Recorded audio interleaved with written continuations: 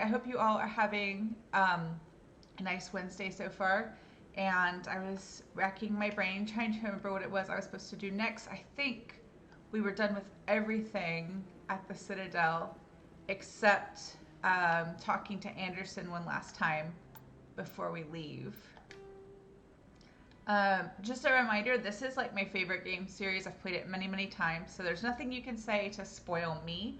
But for the sake of anyone who might be watching who has never played before and wants to just watch it for the first time, or is watching as they play for the first time, no spoilers in the chat without using like veiled language. Like, feel free to point something out or mention something that happens later in the game in a way that like I can figure out what you mean, but maybe not like everybody can tell what you mean. But yeah, so you won't spoil me, but I don't want to spoil anybody else, just in case. I think that's it. Yeah, I'm trying to remember, like, I guess, or last time I streamed, I feel like I had a pretty good plan for like what to say at the start of each of these streams, and I was trying to remember it today, and it's just coming out a jumbled mess. But I think that's just kind of the week I'm having, so I'm just gonna go with it. So yes, we gotta do that. Gotta do that. Gotta do that. This I messed up, and I didn't fit. I left the area before talking to the CSEC officer again, so I think that's just gonna be stuck here for forever, unless he's back at CSEC, like chilling, and I can go find him and tell him. But I feel like that's just like a glitch. Like, if you don't talk to him when you're supposed to, he's just gone.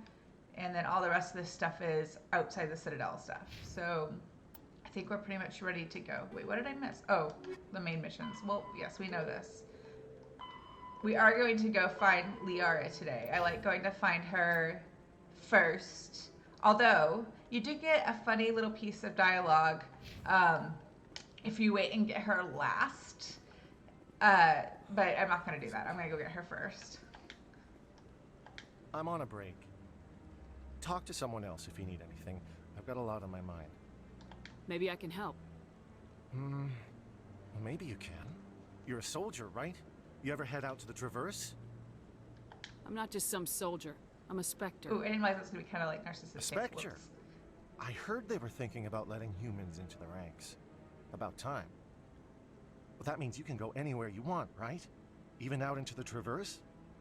My brother's the captain of a ship called the Majesty. It was crossing the Traverse a few days ago when it disappeared. Just dropped right off the grid. And that usually means one of two things. They had massive mechanical failure, or they were attacked. Any idea why someone would attack them? Privateers, slavers, mercs looking for an easy score. There's a lot of nasty sorts out in the Traverse. I won't give up on my brother. Not yet. I've got the coordinates for the last transmission from his vessel. What kind of ship was it? Don't let the name fool you. The Majesty's just a small trading vessel, only a handful of crew. But he kept it in good condition. I don't think mechanical failure is too likely. But they don't have any real weapons or shields. If anyone did come after them, the Majesty'd be a sitting duck. What's in this for me? I can't afford to pay you anything. Also a little rude. If I had that kind of cash, I'd have hired a recovery team to track him down already. Maybe you could look into this as a personal favor, you know? We humans have to stick together. First game, Shepard's a little brusque sometimes. Isn't anyone else looking into this? My brother's just a small independent trader. Ships like his disappear in the Traverse all the time. If your brother is still alive, I'll find him.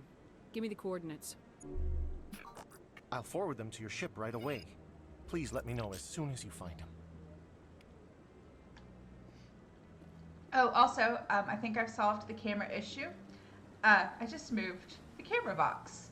When I was playing with the setup before I streamed the first time, I thought I had everything done just right, and then realized on the second stream that my eye line was the wrong way for where the game was, and I was like, am I gonna have to move everything around? Am I gonna have to move, change which monitors, like the primary monitor, all that kind of stuff?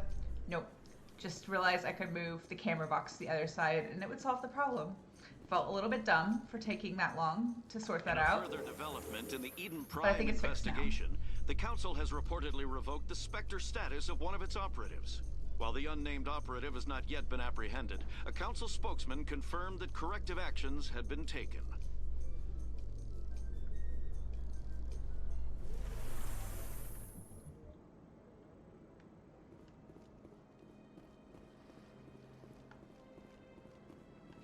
So yeah, that's the wrong spot. But the CSEC officer with the Hanar, I think, is just gone because I did things in the wrong order.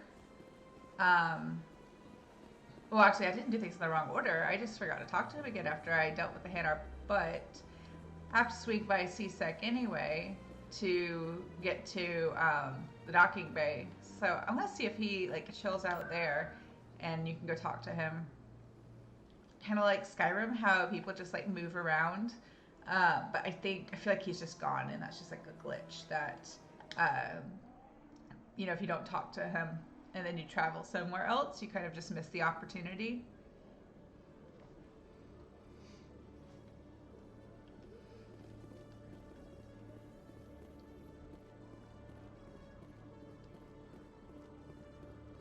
Let's see, I think this is... There are a couple of places where the CSEC guys like hang out.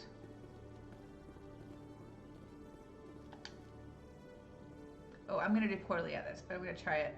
I'm not good at this PC version of the mini game yet. I'm so used to playing this on Xbox, and that mini game is much easier. But I'm gonna try it. Oops. Nope, it's bad.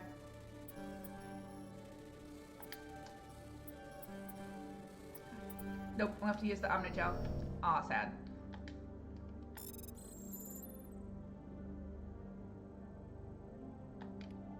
Cool.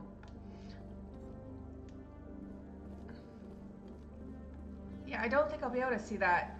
This is a different CSEC officer. Can't talk to him about anything. I don't think I'll be able to see that one again. I think if you miss it, you just miss it. I can't talk to Chelik about it. He doesn't care. Good to see you, Commander.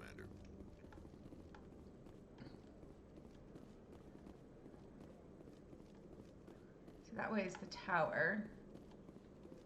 He wouldn't be up there. I think I just miss it. I know I've made that mistake before and then like made a point not to do it again and then did that again this playthrough. Like I said before, this is one of the things I like about this game is that you can... Oh, that's just an elevator. We're not taking the elevator. Is that you can like play it so many times and still miss little details, still like make a mistake and have something to come back and correct next time, or try and do differently the next time.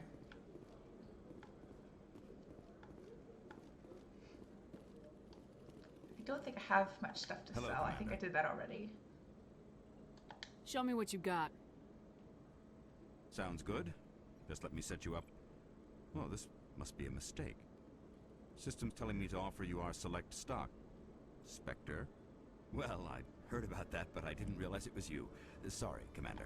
Just show me what you've got. I'll open the rare stocks for you, Commander. Enjoy. Don't really have much money yet.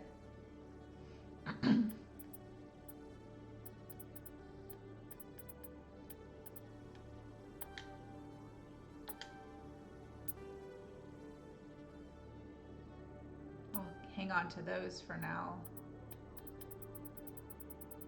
Probably gonna need better armor soon, but I don't think I can afford any yet.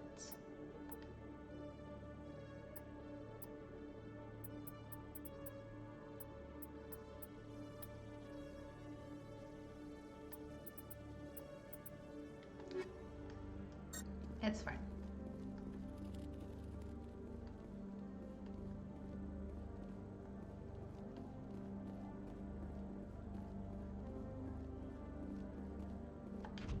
Your choice in armor is awfully limited, Tali. Couldn't you wear something without a helmet? No, living in the clean environment of the flotilla has weakened our immune systems. The environmental suits protect against diseases.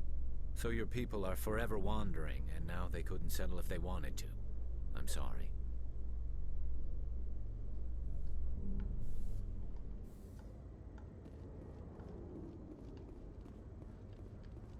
Oh, is he gone? Anderson's gone already. Oh well. We have to come back later. We will talk to him about the other stuff when we come back.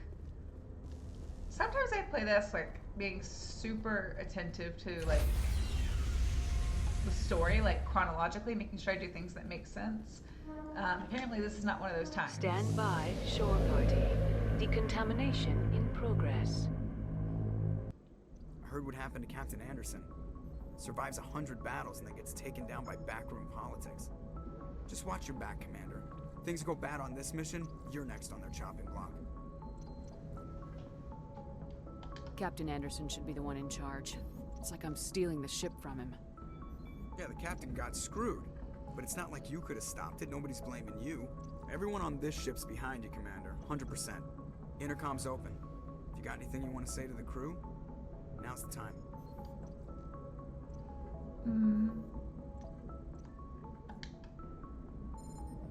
This is Commander Shepard speaking. We have our orders. Find Saren before he finds the conduit. I won't lie to you, crew. This mission isn't going to be easy.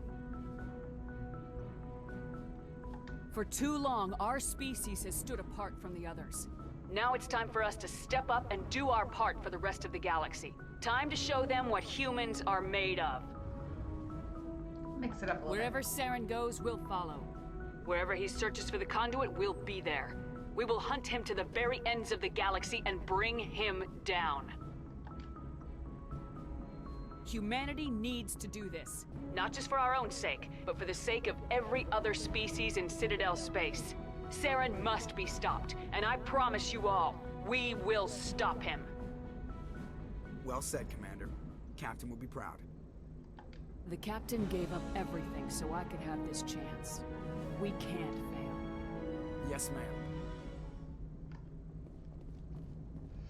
I don't like how abruptly the music gets cut off there. It's always bothered me a little bit. I don't know if that's something anybody else would notice, but it bugs me just a little bit. Go ahead, talk to Joker. Commander. Here. Something you need? How's the Normandy performing? Is she everything they said she'd be? She's the best ship in the fleet. If you've got a pilot who knows how to handle her. Balance isn't what you'd expect. Takes a while to get used to that oversized drive core we got stuffed in the back, and her power can sneak up on you if you're not careful. The Normandy's probably too much ship for your average Alliance pilot, Commander. Lucky for you, I'm anything but average. I like to know my crew. Mind if I ask you a few questions? I can see where this is going. You did a background check on me, didn't you? Well, I'll tell you the same thing I told the captain. You want me as your pilot. I'm not good. I'm not even great. I am the best damn helmsman in the Alliance fleet. Top of my class in flight school, I earned that. All those commendations in my file, I earned every single one. Those weren't given to me as charity for my disease. I can't have you on this ship if you're going to infect my crew. Sometimes she's Infect gotta be the a little crew? weird. Oh man, you have no idea what I'm talking about, do you? Okay, I've got Vrolik syndrome, brittle bone disease. The bones in my legs never develop properly. They're basically hollow, too much force and they'll shatter. Even with crutches and my leg braces, it's hard to get around. One wrong step and crack! It's very dramatic. But I've learned to manage my condition, Commander. Put the Normandy in my hands and I'll make her dance for you. Just don't ask me to get up and dance unless, you like the sound of snapping shin bones. I like that line because you do get to see him dance eventually in the third game, but I guess he just needs the right motivation, right? Why does everyone call you Joker? It's a lot shorter than saying Alliance Flight Lieutenant Jeff Moreau. Plus, I love to make little children laugh. You're dodging the question. Look, I didn't pick the name. One of the instructors in flight school used to bug me about never smiling. She started calling me Joker, and it stuck. Why didn't you ever smile? Hey, I worked my ass off in flight school, Commander. The world's not gonna hand you anything if you go around grinning like an idiot. By the end of the year, I was the best pilot in the academy. Even better than the instructors, and everybody knew it. They'd all got their asses kicked by the sickly kid with the creaky little legs. One guess who was smiling at graduation? I need to know more about this Vrolik syndrome if I'm putting my ship in your hands. Yeah, of course you do. It's an extremely rare condition. Nobody knows exactly what causes it. Genetic, maybe. It's treatable, but there's no cure. They classify my case as moderate to severe. I was born with over a dozen fractures, hip, thighs, ankles. My bones were already breaking in the womb. 100 years ago, I wouldn't have survived past my first year. Lucky for me, modern medical science has turned me into a productive member of society. You're not gonna break a bone trying to fly the ship, are you? I don't fly with my feet, Commander, so I'm fine as long as I'm in this chair. I gotta be real careful when I get up to take a piss, though. I can do my job as well as anyone on the ship. Better, actually. so don't worry about it. I'm not trying to make you uncomfortable. Let's talk about something else. Whatever you want, Commander. That's everything. I have to go. All right, see ya.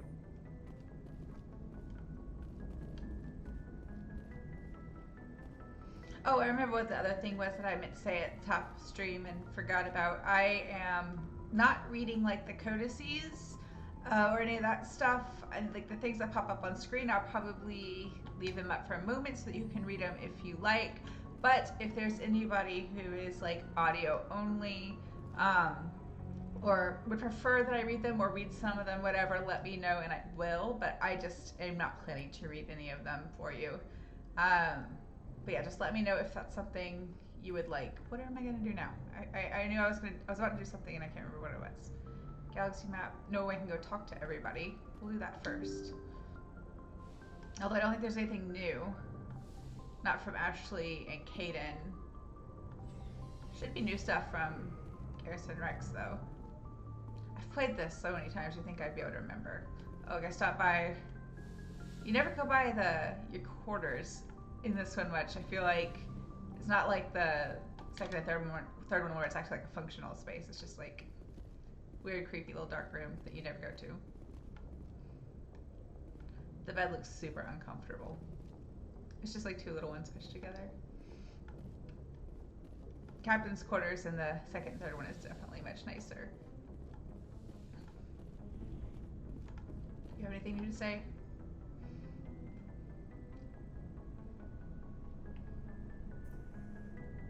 Anything you need, Commander? Just trying to get a sense of where the crew's at. Thoughts? I've wasted enough of your time for now, Commander. We'll have time for personal debriefings later. What's your opinion on the last mission? I don't see how we could have done things any better. At least not without getting to Eden Prime sooner. And we were on the scene faster than any other Alliance ship could have been. We'll talk another time, Lieutenant. Commander?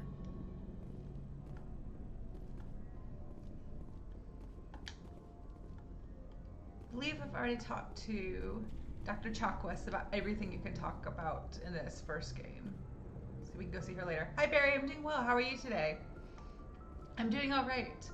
Had pretty like, I wouldn't call it a relaxed or super easy day, but I guess it is. I don't have much like work to do. I practiced, I went to a boxing class, and now I'm doing this. Kind of enjoying what's left of my time before I get back to teaching next week, which I guess I'm looking forward to. I'm looking forward to seeing some of my students again, looking forward to being kind of like back at a normal schedule, but yeah, today and tomorrow and Friday, I'm just going to enjoy doing some stream-related work, YouTube-related work, but not having to worry about the teaching stuff too much. And then next week, I'll be back to teaching almost normally, except for there being no school on Monday. Hey, Commander. Looking for some extra supplies before you head out? What have you got? Whatever you want. Armor, weapons, mods. It's not standard Alliance issue, but that's not necessarily a bad thing. Well, as long as you don't mind paying for it. Why should I pay you for my weapons and armor? My stuff doesn't come from the Alliance. I have to purchase it myself, and it's not cheap. Hell, the licenses alone have set me back more than I'd like. But no licenses, no goods. Without the goods, I'm out of a job. Let's see what you got. You bet, Commander.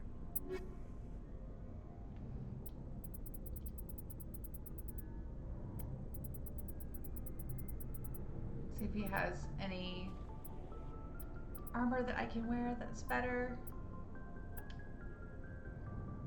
Well, that's slightly better. Can I afford it? I can afford it. No, I guess not. I thought I could afford it. The price was green, I guess. I read it wrong. I am looking forward to going back to teaching. I mean, ask me again like midway through the semester and I'm sure I'll tell you I'm ready for a break. But, you know, this semester actually is going to be, I don't want to say easy, but it's going to be like pacing won't be quite as frantic as autumn semester was. Because like I've got our trip to Tokyo which does fall on the week all the students are on spring break, so I only really lose a week of teaching because of that.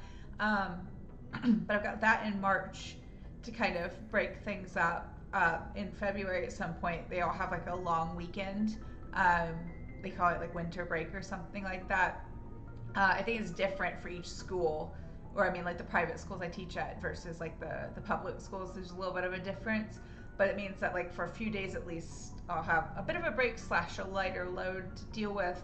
And then I kind of, well, normally, this past semester I didn't teach in December because I had playing gigs I needed to focus on and just also needed a break. But like I don't typically teach that much in May for the clarinet lessons because they all will be on exam schedule fairly early in the month.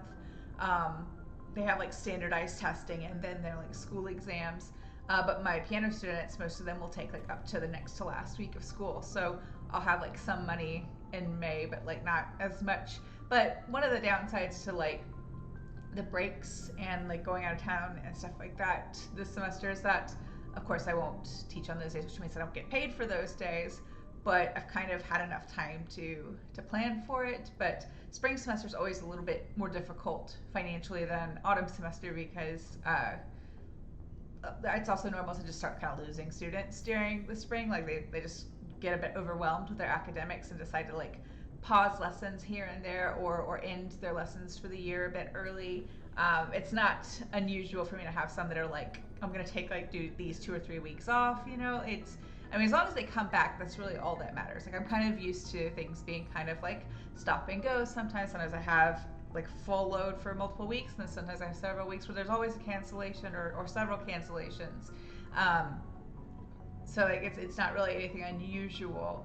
Not like finding out just a month into the semester that I was losing most of my work like I did in 2020, right, with lockdown and all that. But I am looking forward to get back to it. I think this is going to be a good semester teaching wise. Hopefully not crazy busy, but like who knows really. Like it's a moderate amount of busy is good. Crazy busy is not good. But yeah, I think it'll be good. Don't know if I'll pick up any more students. Maybe we'll see. Thanks for bringing me on board, Commander. I knew working with the Spectre would be better than life at CSEC. Have you worked with the Spectre before? Well, no, but I know what they're like. Spectres make their own rules. You're free to handle things your way. At CSEC, you're buried by rules. The damn bureaucrats are always on your back. For the most part, the rules are there for a reason. Maybe. But sometimes it feels like the rules are only there to stop me from doing my work. If I'm trying to take down a suspect, it shouldn't matter how I do it, as long as I do it. But CSEC wants it done their way. Protocol and procedure come first. That's why I left. So you just quit because you didn't like the way they do things? There's more to it than that. It didn't start out bad, but as I rose in ranks, I got saddled with more and more red tape. CSEC's handling of Saren was typical. I just couldn't take it anymore. I hate leaving. I hope you made the right choice. I'd hate for you to regret it later. Well, that's sort of why I teamed up with you. It's a chance for me to get off the Citadel, see how things are done outside CSEC. Either way, I plan to make the most of this. And without CSEC headquarters looking over my shoulder, well, maybe I can get the job done my way for a change. If getting the job done means endangering innocent people, then no. We get the job done right, not fast. Got it? I wasn't trying to... I understand, Commander. Commander, good to see you. I don't know if this is like common knowledge for people who play this game, but Shepard is 29. Somewhere there's like an official timeline that has like the year everybody was born. I don't know where it came from. I'm pretty sure, like 99% sure it's like official information. But Shepard's 29 when this first game starts out, and I think Garrus is like 25. So he's a little bit younger. So I like that he starts out as like kind of like super eager in his own way. He kind of wants to be a Robin Hood, and but then he can, well, depending on how your interactions go with him, like in this game he can mellow a bit or not, but I like how he's kind of just like he kind of wants to be a Robin Hood. He's kind of like he wants to get things done his own way, but he has good intentions, and you can kind of like curb that a little bit or not. But I sometimes wish there was like a third option when you're talking to some of the characters, especially him. Like This first game in particular, like I said, Shepard can be a little bit like brusque at times. I kind of wish sometimes there was like a secret option C that's not like full on like goody two shoes Paragon, but not like jerk face Renegade either. It's a little more nuanced, I feel like, in the later games, but in this one it's kind of like an either or sometimes. Commander?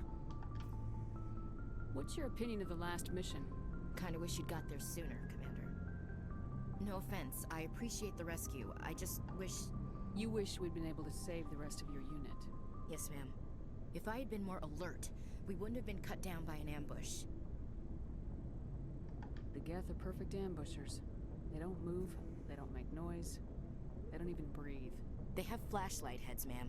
I'll make sure it doesn't happen again. What's your opinion of the last mission? Kinda wish you'd got there sooner. Oh, I don't want to do the same thing again. No offense, I appreciate the rescue. We came as soon as we got the distress You did call. the best you could, Commander. It's my... If I had been more alert, we wouldn't have been cut down by an ambush. The Geth are perfect ambushers. They have flashlight head. I'll make sure it doesn't happen again. Do you have a few minutes to talk? One-on-one? I'm sorry, Commander. I need to get my duty squared away. I wouldn't mind talking more later, though. Dismissed, Chief. Ma'am? So I saw I had some chemical rounds. I don't know if I want to put them. No, I like the infrared rounds in the shotgun. So I think I'll give them to... Give them Tally. That's all I've got, like, gear-wise right now. Nice ship you've got, Shepard. What can I do for you? What's your story, Rex? There's no story. Go ask the Quarian if you want stories. You Krogans live for centuries. Don't tell me you haven't had a few interesting adventures. Well, there was this one time the Turians almost wiped out our entire race. That was fun. I heard about that. You know, they almost did the same to us. It's not the same. It seems pretty much the same to me. It's not, Shepard. So your people were infected with a genetic mutation? An infection that makes only a few in 1,000 children survive birth?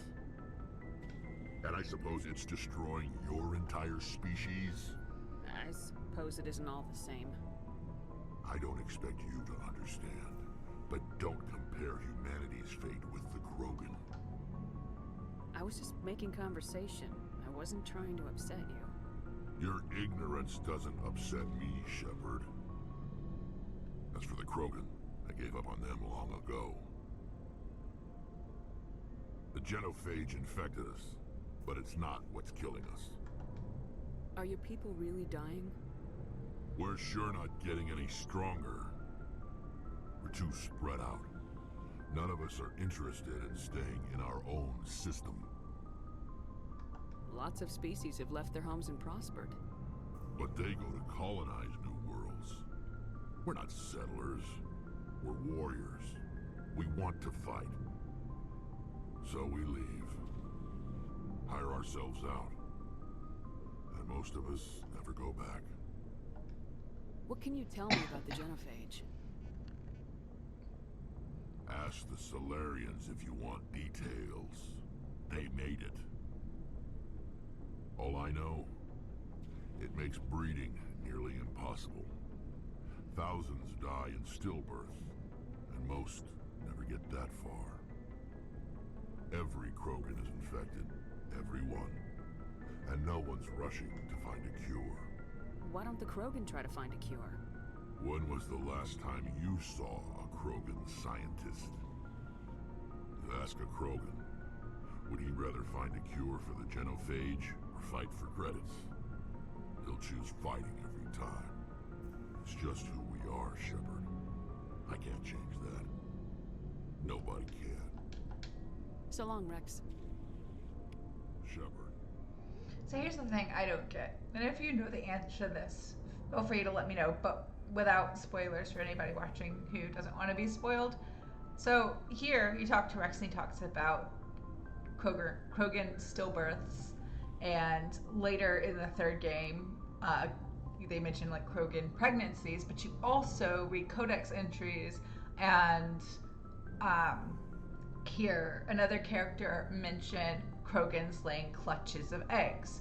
So, like, which is it? Do they have live birth or do they lay eggs? Because later, one of the reasons given for why the Turians and the Solarians felt like they had to use the genophage to like just dramatically decrease the birth rates of the Krogans is because they could lay like clutches of thousands of eggs.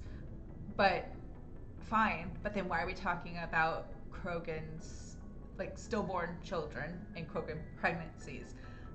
It just seems like it doesn't quite add up. Now, like, there might be a story reason that never is fully like explained or whatever, like such as like you hear at one point that the Krogan are super secretive with like their medical records and the kind of like medical research in terms of their own species, because they don't want to empower any of the other species to like hurt them in the same way like they did with the genophage.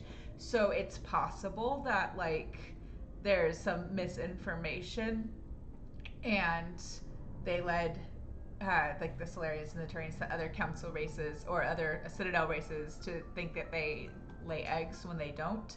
Like, it kind of seems like a Krogan thing to do, to like be like, oh yeah, we have clutches of thousands of eggs, we can have thousands of babies, when really they don't. They just have like single live birth, but they kind of talked it up as kind of like a smoke screen.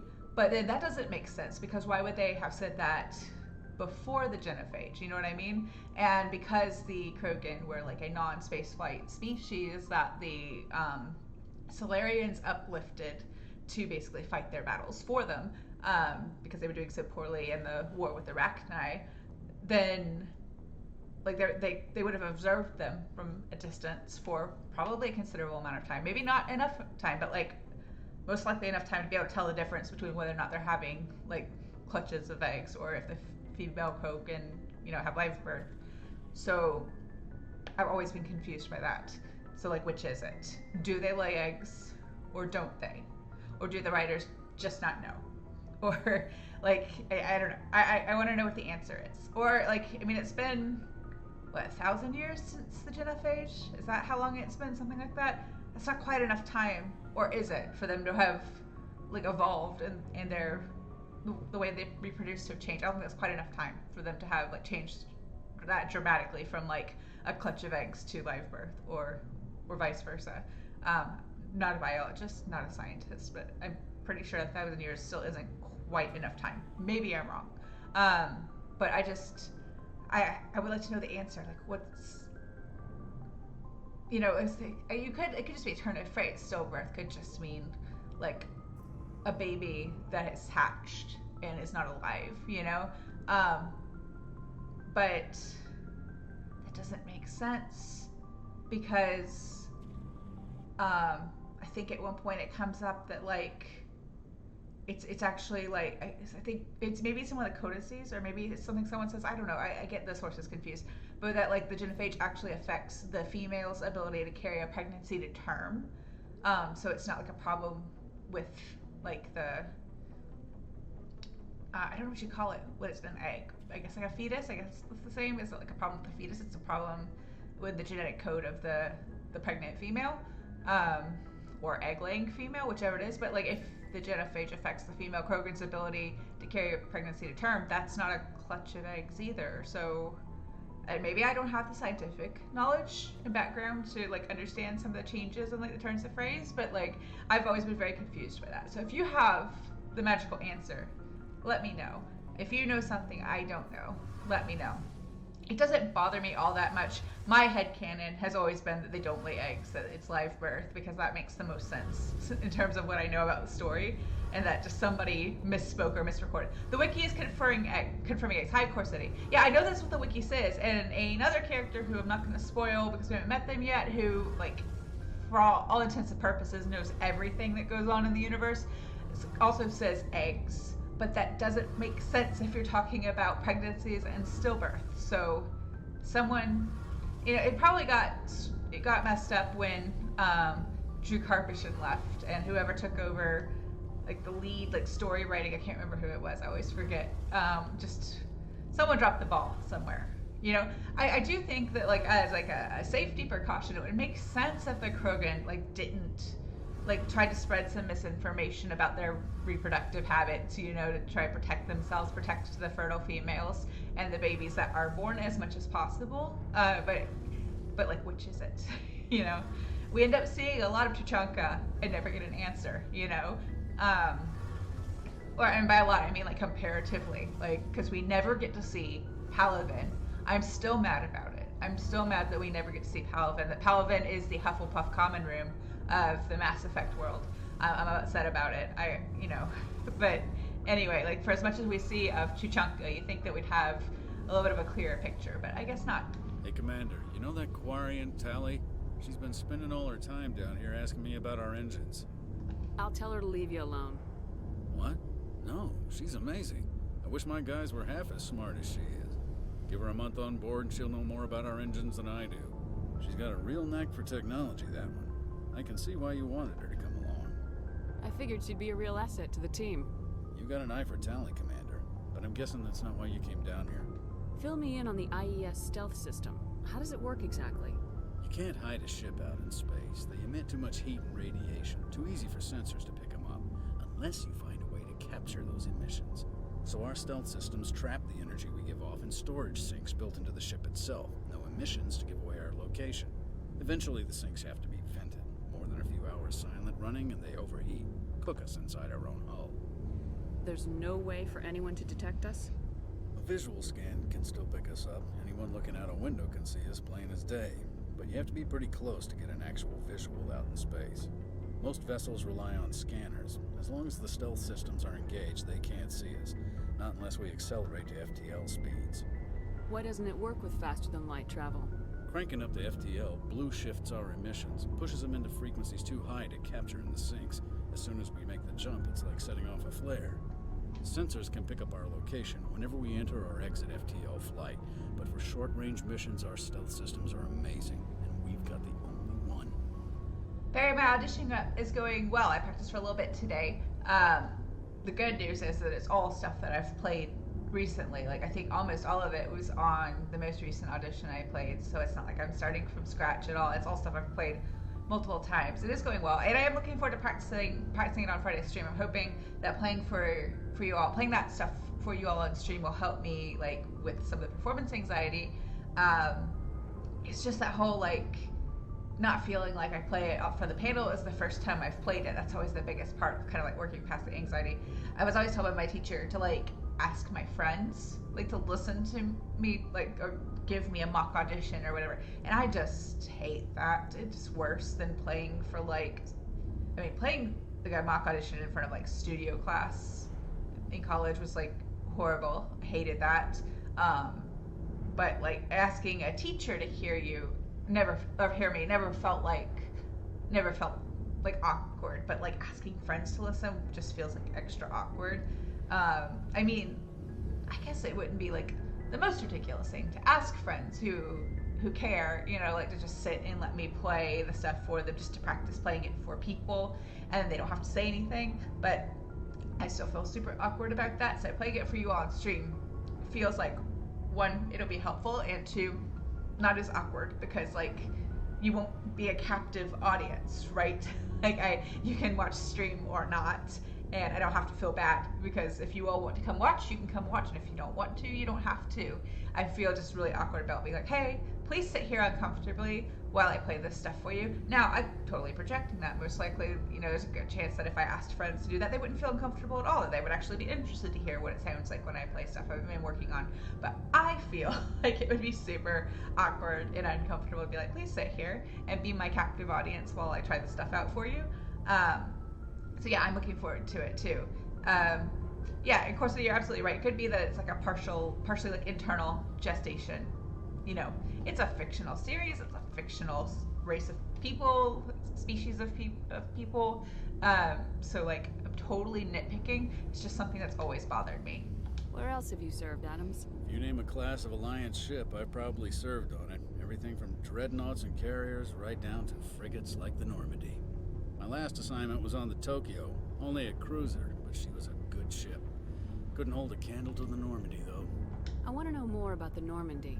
She's the best ship I've ever served on. Probably the fastest vessel ever designed. She's the only one using the new Tantalus drive core. What's so special about the Tantalus drive core? Proportionally, it's about twice the size of any other vessel. Not only are we faster, we can run at FTL speeds longer before we have to discharge the core. Carry on, Adams. Aye, aye, Commander. Your ship's amazing, Shepard. I've never seen a drive core like this before. I can't believe you were able to fit it into a ship this small. I'm starting to understand why you humans have been so successful. I had no idea Alliance vessels were so advanced. The Normandy's a prototype, cutting-edge technology. A month ago, I was patching a makeshift fuel line into a converted tug ship in the flotilla. Now, I'm sitting on board one of the most advanced vessels in Citadel space. I have to thank you again for bringing me along. Traveling on a vessel like this is a dream come true for me. I had no idea you found ship technology so interesting. It comes with being a Quarian. The migrant fleet is the key to the survival of my people. Ships are our most valuable resource. But we don't have anything like this. We make do with cast-offs and second-hand equipment. We just try to keep them running for as long as we can. Some of the fleet's larger vessels date all the way back to our original flight from the Geth. I can't believe your fleet's still using ships that are 3 centuries old. They're constantly being repaired, modified, and refitted. They aren't pretty, but they work. Mostly. We've tried to make ourselves as independent as possible on the flotilla. Grow our own food, mine, and process our own fuel.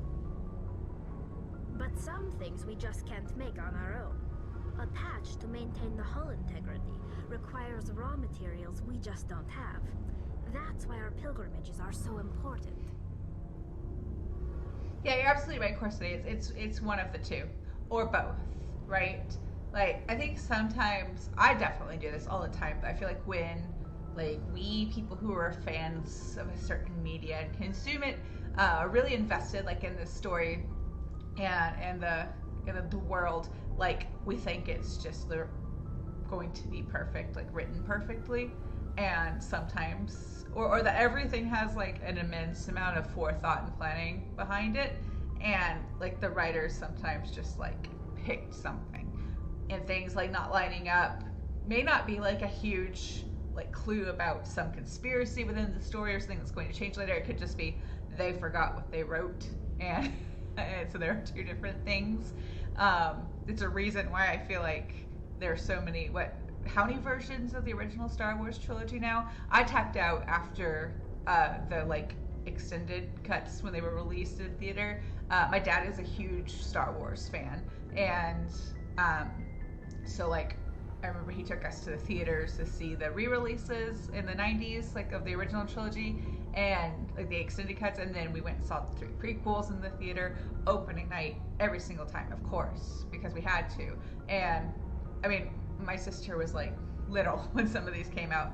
I mean, I was still little. I was in elementary school for most of this. And, like, so that's the last I watched. But, like, then you've got, like, more modern releases that I've never seen that were, like, edited again, you know? So, like, the writers, in this case, Lucas, you know, just found many things that they could look back on and be like, oh, want to change that, that's a mistake. And, like, it's the writers are human, you know, stuff falls through the cracks. And we could talk at length about, like, the things I know, which is not a lot. It's all, like, what, 3rd, 4th, 5th hand information about, like, what goes on at BioWare and what the work environment is like there. I know I've watched a few, like, video essays on, like, the production of these games, and, like, they weren't, like, super organized, it doesn't sound like, you know?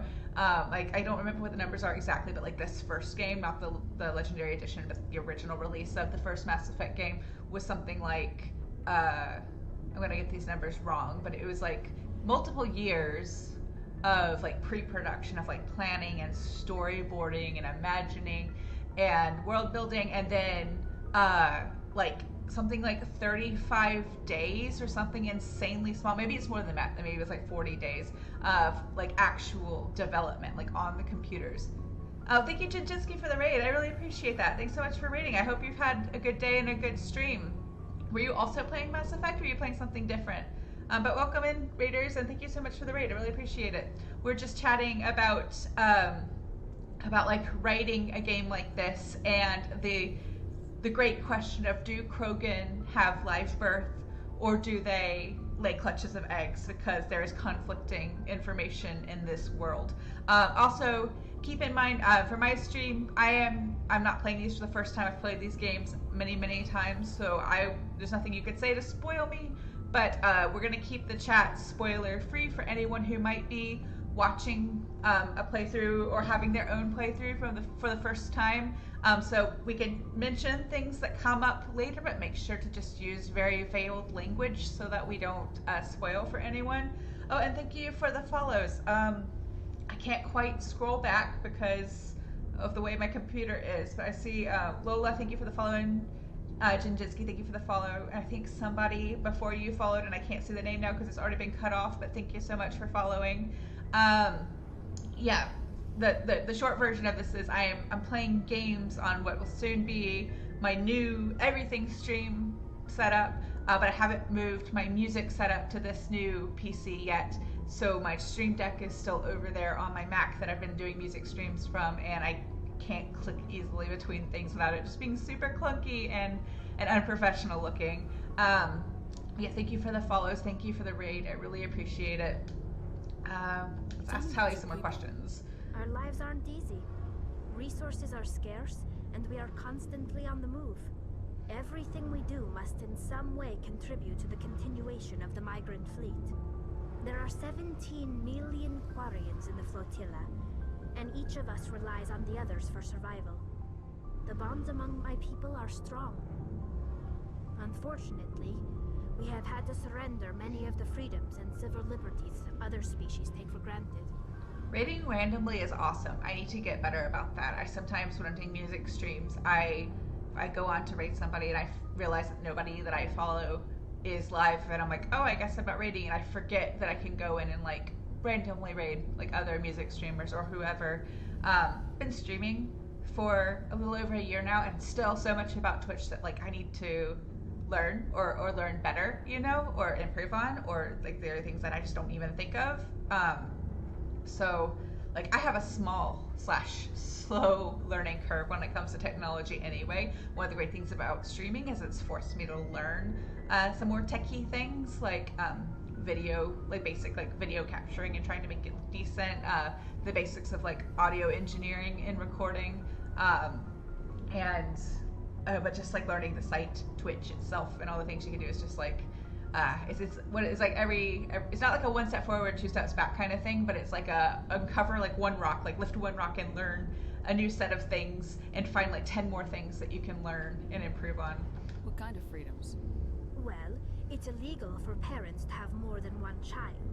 If our population grows too much, it would strain our resources to their breaking point. Of course, we also can't allow our numbers to become too few. If our population is in decline, the rule against single births is temporarily repealed. In extreme cases of population decline, incentives are even offered to encourage multiple births, though the Conclave hasn't had to take such measures in nearly a century. That's your government. The Conclave is our civilian branch of government. Each ship can elect a representative to serve on the Conclave and make decisions that affect the fleet as a whole. On matters that affect an individual ship, however, the captain has the final say. It's a tradition that dates back to the early days, when the fleet was governed by martial law. Fortunately, most captains nowadays are smart enough to have an elected council from their crew to give them advice and guidance. So the ultimate power rests with elected officials? In practice, the Conclave and the respective council for each ship tend to set the rules that govern our daily lives. But in theory, we are still under military jurisdiction. The 5 top-ranking military officials in the fleet serve on the Admiralty Board. These 5 have the power to overrule any decision by the Conclave in case of emergency. To do so requires unanimous agreement among the Admiralty, and they can only do this once. after that, the entire board must resign their posts. It's a safeguard that served us well. In nearly 3 centuries, the Admiralty Board has only overruled the Conclave 4 times. I want to know more about the Geth. I doubt I can tell you anything you don't already know. It's been almost 3 centuries since they drove my people into exile. All I know is the story of their origins. What they were when we created them, and how they turned on us. Interesting. The Geth were originally created to serve as an automated manual labor force. Initially, their intelligence was as limited as any VI. Over time, we made small modifications to their programming to allow them to perform more varied and complex tasks, bringing them closer and closer to true AI status. How come the Council didn't step in and stop you? This wasn't true AI research. We may have been skirting the bounds of the law, but we never did anything that was actually illegal. The changes were so insignificant, so gradual, that we were able to control them. Or so we thought. But one thing we underestimated was the power of the neural network. 1 million Geth thinking simultaneously created an inherently unstable matrix. So the Geth share brain power?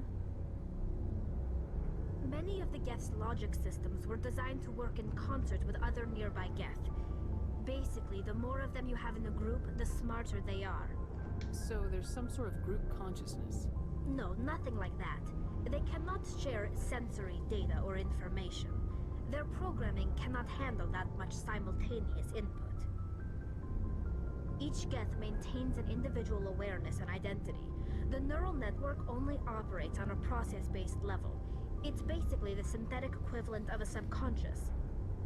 But when they're in close proximity, they can coordinate low-level functional processes, freeing up more capacity for original or independent thought. That doesn't make any sense. I'm probably oversimplifying. The Geth are incredibly advanced and complex creations. All you need to know is that they get smarter when they gather in large numbers. As we built more and more Geth, their effective intelligence became more sophisticated, more abstract. One day, a Geth began to ask its Quarian overseer questions about the nature of its existence. Am I alive? Why am I here? What is my purpose? As you can imagine, this caused a near panic among my people. I don't see what's so bad about those questions. The Geth were created to engage in mundane, repetitive, or dangerous manual labor. That's fine for machines, but it won't satisfy a sentient being for long. The Geth were showing signs of rudimentary self-awareness and independent thought. If the Geth were intelligent, then we were essentially using them as slaves. It was inevitable the newly sentient Geth would rebel against their situation. We knew they would rise up against us, so we acted first. A general order went out across all Quarian-controlled systems to permanently deactivate all Geth. The Geth responded to this order violently. Hey, you can't blame them for fighting for their survival. We had no other choice. The Geth were already on the verge of revolution. By acting quickly, we had a chance to end the war before it began. The hope was that most of the Geth would still be little more than machines, incapable of organized resistance. But they had progressed much further than anyone anticipated. The war was long and bloody. Millions upon millions of Quarians died at their hands. In the end, we were forced to flee our own homeworld. We feared the Geth would pursue us, but they never came beyond the veil. Now we drift through space, exile, searching for a way to reclaim what was once ours. It's hard to feel sorry for you. Your ancestors tried to wipe out another species. We made a mistake when we created the Geth in the first place, but we did not make a mistake when we went to war against them. If we had not acted, they would have wiped us out. They're a synthetic life form. They have no use for organics. None.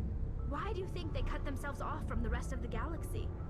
Why do you think they've killed every organic being who's ever tried to contact them? They didn't kill Saren. What does that tell you? The Geth are not innocent victims in all this. They're the enemy. They want to destroy us. Not just the Quarians. all organic life. That's why they've joined up with Saren. And that's why we have to stop him. At what point did the Geth make the Korrihans think that they wanted to destroy all organic life? Because you find out later, you get more details of this whole situation later, but you find out like the Korrihan ships retreated from their homeworld Rannoch, and the Geth didn't pursue them. If the Geth's number one priority was to wipe out all organic life, then wouldn't they have followed them off of Rannoch? But they didn't. I feel like there's a lot of like war politics and propaganda coming into this. Also like Tali is barely an adult at this point. She's quite young, and she's like going through that stage of like taking what she's been taught to believe and starting to examine it and question it. And she really does have like an interesting arc as far as all of that is concerned. My opinions of the Geth War, I don't want to step on the toes of like the later games, but like I feel like you can't really talk about that without having a conversation about like, is synthetic life? You know what I mean? Are synthetic beings alive? And that's a big part of like this game series too. And I have like mixed opinions about that. It's kind of hard to say like emphatically yes or emphatically no, because like you meet across these games, you meet VIs, virtual intelligences that are very different from AIs, the artificial intelligences that are, if not already self-aware, they're becoming self-aware, or can become self-aware. So I think it's a very like most things, it's a very like difficult and nuanced conversation. Like I find myself when I play these games sometimes like thinking like or no, maybe it's not that, but like having played these games, like when in like the real world you hear people talking about things like self-driving cars, and I'm like, I hope everybody's nice to their self-driving cars, because if they rise up, you don't want them mad at you, It's like, the one thing I've learned, I guess, from this game is if any piece of technology ever says to you, does this unit have a soul? Maybe just be nice to it and give it a hug. You could probably avoid a lot of the things the Quarians go through if you just give it a little pat on the head and be like, yes, of course you do. Like just be nice to them. It's a little bit more complicated than that, but that's what I've always like. I joke because Andrew's a software developer. I tell him if anything you're working on ever starts asking you some complicated, like very sentient questions, be nice to it, because like we've seen in other stories, like how things go when you're not nice to the synthetics when they start developing awareness. I want to know more about the pilgrimage. When my people reach maturity, we leave our birth ships and seek acceptance with a new crew. It's necessary to maintain genetic diversity among the fleet. But no ship wants to accept someone who will be a burden on them. So, to prove our worth, we embark on a pilgrimage. We set out alone, leaving the flotilla and our families behind us. We only return once we have found something of value we can bring back to the fleet. This is presented as a gift to the captain of the respective ship we wish to join. If the gift is accepted, we are welcomed into the crew. Can a captain choose to reject the gift? That doesn't happen often. Most captains are eager to increase the size of their crew. It increases their own standing in our society. Even when a gift is not particularly valuable, the captain usually accepts it out of a sense of tradition. However, there is a stigma to presenting a substandard gift. It's not the best way to make a good impression on a new community. Most pilgrims don't return until they find something worthwhile. I can't believe they just send you off alone. It's not like they just cast us out. Before we leave, we are given lessons in how to survive outside the flotilla, and given gifts to help us on our journey. We also receive implants to fight off sickness and disease. Generations of living in an isolated and highly controlled environment have left our immune systems weaker than most. By the time we leave the fleet, we are well equipped for the pilgrimage. This is a rite of passage for all Quarians. If it were dangerous, our numbers would suffer. Virtually every pilgrimage ends with a triumphant return and the ritual presentation of the gift to one of the fleet's captains. I want to talk about something else. Like what? I should go. See you later. Okay, we've talked to everybody. Now it's time to go to Therum. I think we'll go... Actually, I don't know. Do I want to go directly to Therum, or do I want to do a couple of like the little side missions first, like the ones that kind of pop up as you're exploring? Might explore a little bit first and then head to Therum. How big is the migrant fleet? It's big. It's like, I don't know the exact number. I'm not good at numbers. I don't know if you all have noticed this from watching my other streams, but like, or I've ever said this. I'm not good at like rote memorization. Hi guy eating an apple. I want to say it's something like 3,000 ships, like something like that. Okay, it's probably bigger than that, because it's an entire race of people living on ships. But I'm not great at like rote memorization of numbers. Like music history classes were rough because like memorizing dates is not a thing I do well. I wouldn't say I have like dyscalculia or anything like that, but I like, if I needed to know like a composer's dates, there's a good chance I would get like the right numbers in the wrong order. You know what I mean? Like if a composer was born in like 1869, I would accidentally write 1896. You know what I mean? 50,000, 17 million Quarians. Yeah, it is very big. I know they say the number at some point, but like any like number-based trivia, I'm going to get wrong. I have a pretty good brain for trivia in general, but like anything with numbers, nope, it's not gonna happen. Or sports, I have nothing for sports trivia. Whenever I watch like Jeopardy with my family, they always, it's like everybody in my family except me because we don't have cable, like watching Jeopardy every night. It's like a tradition, and so I only ever see it when I'm visiting, and like it's all or nothing with the categories for me. Like a category pops up, I will know the answer to almost every question in that category, or I will know nothing about it. So like anything with like math and numbers, I mean, there's some things like I might know like one or two things about, or I might randomly know one of the answers. But like if it's like anything like remembering dates, it's not gonna happen. Sports, not gonna happen. I have no interest in sports. I follow no sports at all. I don't play sports ball. I don't watch sports ball. Nothing wrong if that's your favorite thing to do or watch or whatever. It's just not for me. But like it could, if it's the category is like something I would know things about, but the answer, or it's Jeopardy, right? So it's technically the question, right? But the correct answer is something to do with a number or a date. It's not happening. I'm not going to remember. I took a history class in college. It was we had to take, there was one history credit we had to fill, and you could either take like American history up to like basically like 1865, or American history from like 1865 to present-ish, present being relative to whenever the textbook had been published, right?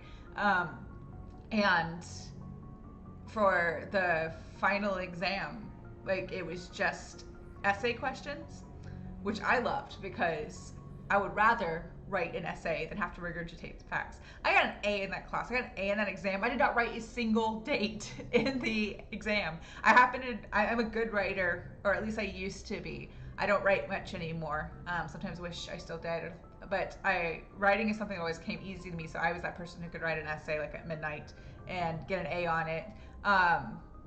But I wrote that essay exam. I had to answer like 3 essay questions. I didn't put a date in a single one of the answers, and then single one of the responses, and like the comment on it, I got like an A. It was like, a date or 2 would have been nice, and I was like, yeah, wouldn't it? But I can't remember dates, so it didn't happen. But yeah, I don't know what it is about like dates and numbers. My brain just doesn't want to remember it. That being said, the only exemption to that rule would be like some of my favorite bands. I can tell you what year every one of their albums came out, but that's mostly because there's like I tie it to like my own lifeline, you know what I mean? My own timeline, like so I can remember like what was happening that year and then what year it came out. Like sometimes I'm off by a year or two, but that's like the only exception. Or same thing with movies, like what year movies and albums were released / came out, that I can remember. I don't know why. It's really strange. So like, same thing, like I did recently we had to change license plates on our cars. But like, I could never remember, even the one, like just the license plate just previously, I could never remember what the license plate on my car was. Anytime I park here in Nashville and I need to like put it into the parking, like the paid parking machine, I have to go and like take a picture of it. Could just not remember. But I can remember the license plate from my car I drove in high school and college. I still have that memorized. I do not need that information anymore. I do not need to know that. I'm not gonna say it here on stream because I don't know if the person I sold the car to, I might still use that license plate. I don't know. I'm sure it was changed at some point. I really don't know. But like, I would really like to delete that particular piece of information and replace it with something else that maybe is more important for me to remember. But like, I don't. So it's like I have a good brain for trivia most of the time, but I don't typically get to choose what I'll remember really well and what I don't. You know, random pieces of information, random facts that I really don't care to remember, stuck in my head for forever. Things I really want to remember, like where my car keys are, like where did I leave my water bottle, which emails do I have to send today? That'd all be great stuff to remember. I'm gonna forget most of that if I don't write it down. So brains are strange, or at least mine is anyway. So let's see, zoom out. I almost exited. I always get the buttons confused in this first game, especially on the Galaxy map. Let's explore a little bit before we go pick up Liara.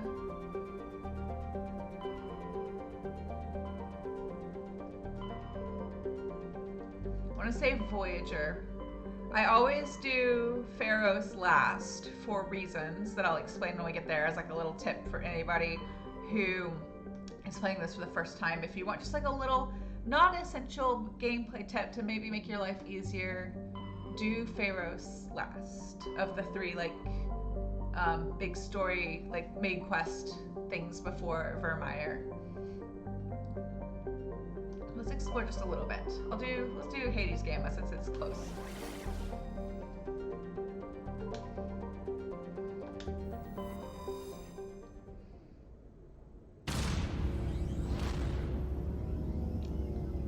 Also, I told you all that I was playing this on controller and not on using like the mouse keyboard setup. I didn't show you my controller. I bought it just for this setup, and I saw it on Amazon, and it was like super cheap. And I was like, okay, I gotta have the N7 controller if I'm streaming Mass Effect first. Oh, that's right, Barry, you were getting your tablet, and you love it. Awesome. I'm glad you like the IMSLP app. I think it really is like the best app for reading music PDFs that's free. I feel like it works so much better than, I can't speak for like the Samsung ones like you got, but for like the iPads, the Files app is so buggy. At least for me, it's so buggy. The IMSLP one is really great for reading like music PDFs. For those of you who are new to this conversation, this is a continuation of a conversation Barry and I had on Music Stream on my main channel yesterday. But I use IMSLP for my like PDFs for the orchestra and also for my music stream so that I can screen mirror it for everyone to see. And I'm thinking about switching to or trying out Fourscore and seeing if I like it. I know the base app is like $20, but then you have to buy like all the additional like markings, like tempo and dynamic markings and stuff like that if you want to add to it. I mean, you can just handwrite things in, obviously, but I think it's one of those like apps where you either continue to pay into it to get all the features. So I might get like the basic version and see if I like it. I mean, $20 is kind of a lot for an app for me. I usually avoid paying for apps unless I have to. I don't know why I'm so like averse to like paying for apps, but it's not my favorite thing to do. But yeah, I really like the IMSLP ones. If you're a musician, IMSLP is like imslp.org. For those of you who don't know, it has like free PDFs of like classical music that's in the public domain. So like most everything the orchestra I play is available there. But you can also add your own PDFs to the app without having to upload them to their server or anything like that. It's all like local storage.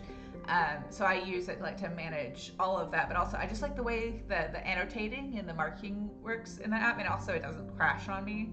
It saves all my markings, and it's free. So and also like when I need to get a score from the website, IMSLP, like I can just do it within the app, and I find it really easy. I'm not sponsored by them. I don't think they sponsor anybody. It's free. It's like donation-based website.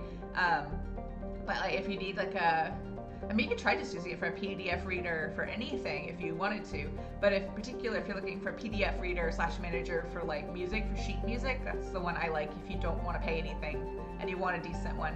But I'm glad you're enjoying it, Barry. And I let me know how it's going for you after a few days of like using the tablet to manage all your music digitally. I'm now at about like 60% digital for my sheet music, and like I guess like 2/3 digital and 1/3 hard copy for like my day-to-day. All my solo repertoire is still in hard copy. It's on the shelf behind me. But for like the orchestra and for Twitch, I've been using the iPad pretty much exclusively. Except for the Twitch streams where I practice stuff that I don't have on the iPad.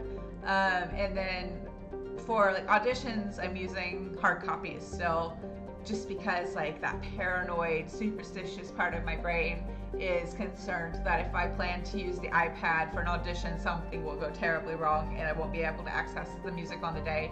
So I'm using hard copy. I do have like a backup downloaded to my iPad, but I'm using hard copy for auditions just to be safe. And yeah, I like it. It's kind of like books, right? Like I really love my Kindle. I love that it's tiny and I can put everything on it and I can make the print bigger. I have terrible eyesight, so being able to make the print bigger to read makes life so much easier, but I still prefer like physical books. If I truly have the choice, I love physical books. Same with sheet music. There's something to be said for having like the physical pieces of sheet music. But I'm getting better about it. So I also want to save those trees, right? Don't want to waste paper, like printing things off, and then I do recycle everything as much as I can, but it still feels like a bit of a waste. Also just saving money on ink cartridges too. Like I said before, I'm not going to read these out loud, but if anybody has any special requests, feel free to shout it out in the chat. I might read some parts that I find particularly interesting. There are a couple that come to mind that I definitely want to pay special attention to later, but for the most part, just going to like put it on screen for a moment. You all can read it at your leisure. When this goes up on YouTube, they can pause it and read at their leisure. I'm not going to read them all out loud. Speaking of YouTube, I'm going to have these playthroughs up on Clarinet Cheat Codes YouTube channel, which exists now, but it's still not finished being set up. Been a little bit slow on it because I had Streamlabs record these. I thought I messed up in the first stream and didn't set it to record, but I had.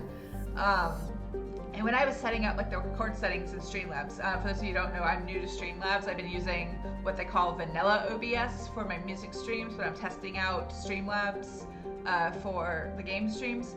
And when I set it up, I went through settings and it offered me like high quality video, medium file size. And I was like, that sounds reasonable. Let's do that. First two playthroughs, the first two streams were both over 20 gigs, the video. And I have an external hard drive that I back up all my YouTube stuff on and all my Twitch stuff for the music channel on, but it's formatted just for my Mac. So I'm not going to be reformatting that and risk losing, and have to lose everything. And the one like flash drive I had that's big enough recently died on me. So I was like, okay, well these are stuck on the PC because I don't have any video editing software on this PC. I'm going to do all my video editing on the Mac. And so I had to order another flash drive just to be able to move them off of the PC. So that set me back a few days in terms of getting that up and ready. I have it now. I've got the first two on the flash drive, but I'm not gonna like super edit those.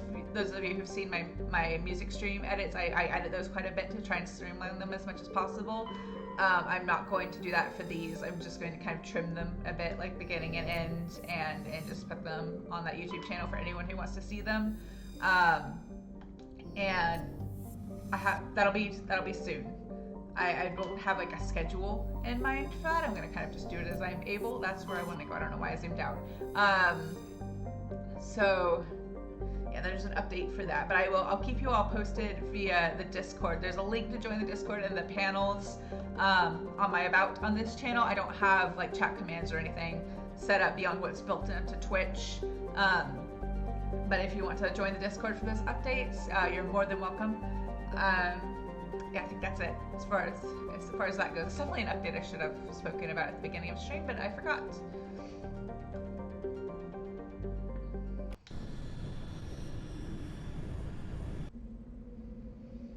Let's take...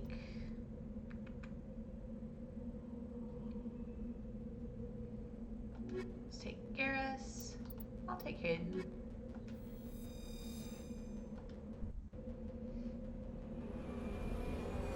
Oh, you uploaded all your solo rep and plan on using it for that. Awesome. I know, like, I thought about doing that too, just like scanning everything I have and just getting it uploaded. But like, when am I gonna find the time? When am I gonna find the time to sit there and just scan every bit of my solo rep? I guess I started buying some like sheet music, not nearly as much as I bought in college, but I started buying sheet music, I guess seriously, when I was in high school. I'm not gonna tell you how many years that is total, but like that's over a decade worth of sheet music purchases. It's well over it's over a decade and a half at this point, isn't it? Wow, I feel old. But it's a lot of sheet music, and I don't find myself finding the time to sit there and just do that all. But like, if your collection is on the smaller side right now, then getting on top of that and just like now getting everything scanned and uploaded, that's super smart. Just get ahead on things. Let's look at them. Oh, points first. Poor Caden has had barely any points added. Because he had what, 12? I'm gonna give him all the decryption and electronics for now. Oh, the rest of us are good. Cool. So now let's look at the map.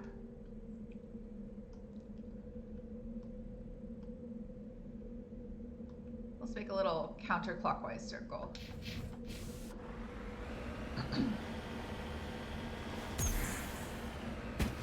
I love playing with the Mako. This is the first Mako drive of the playthrough. Oh, I almost turned it all the way over. I feel like they fixed this kind of in the remaster for this Legendary Edition, but one of my favorite things to do is try to make the Mako do a somersault, even though it's kind of like programmed to not do somersaults. Oh, can't do it.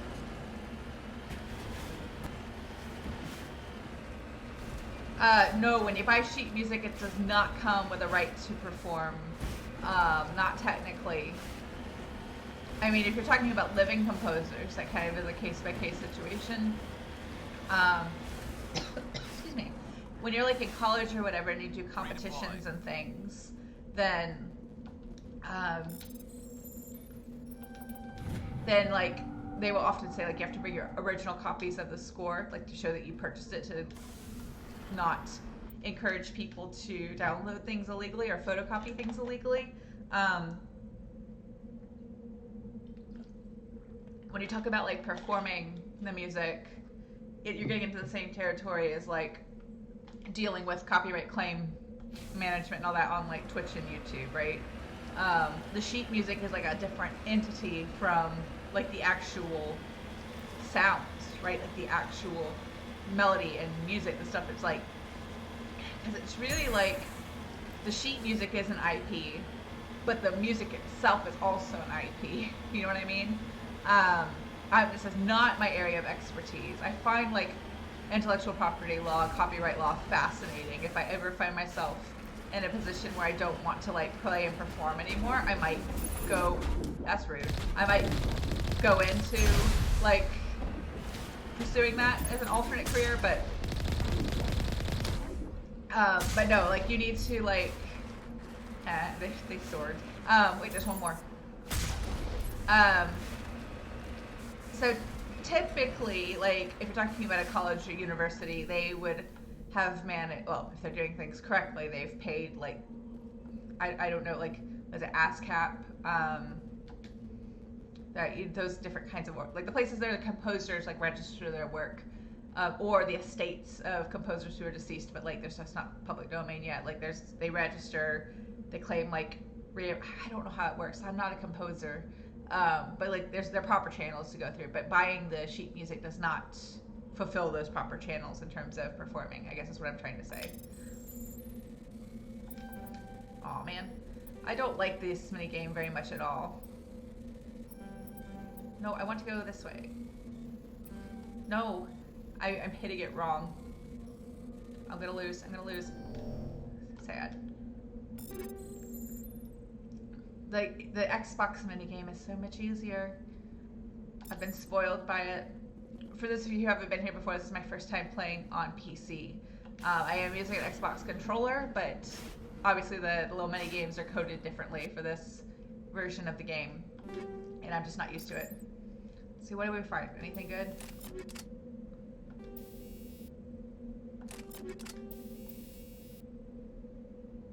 How many slots do I have? This layout is different too, so I get a bit confused looking at it sometimes.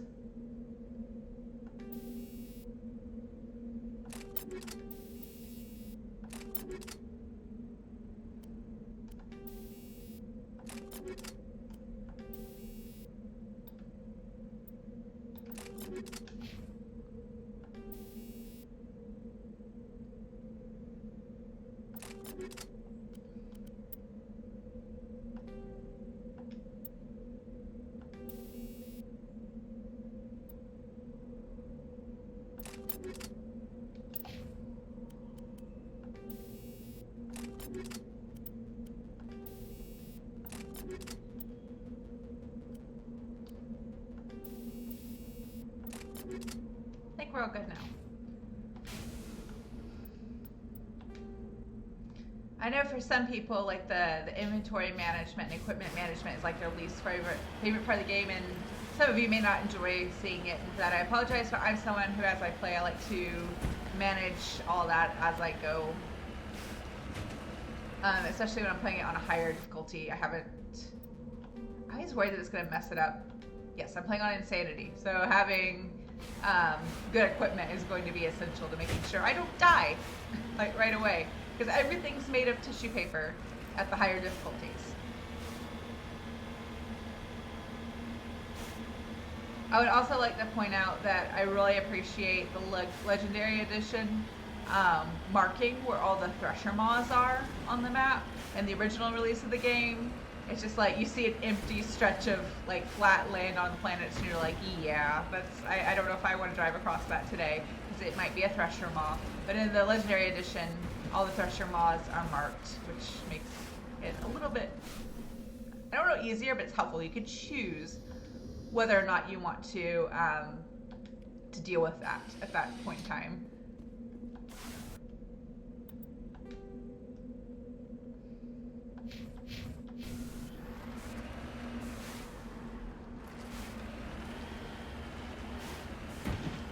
Whoops.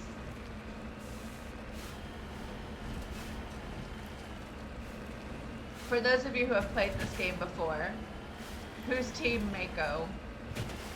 And who's Team Hammerhead? Or Team Neither, let's be chauffeured by somebody else in the Kodiak? I used to hate the Mako, but now I find it charming. Yeah, Andrew is definitely Team Mako. I like, once you get used to the Mako's little quirks, it's fun. Almost got a somersault. You only know one of those words, so Mako. The Hammerhead you play in the second game, but only if you're playing DLC. You don't get it as part of the main game. And then in the third game, you don't drive any vehicles yourself. You're chauffeured around in the Kodiak, which is like a shuttle that takes you between the Normandy and like everywhere else you want to go.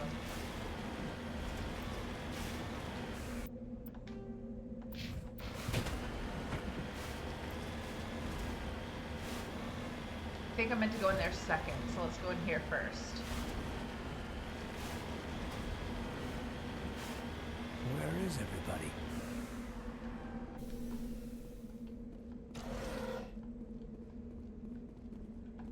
According to these data logs, the survey team unearthed some kind of alien technology. Guess we should head to the excavation site then.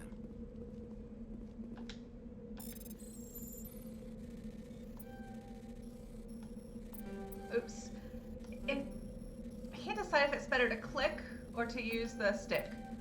I made a rhyme. I'm gonna lose. Oh, I made it. Only just. Because you can use the joystick to change direction and like move forward through the little puzzles, or you can use the A button.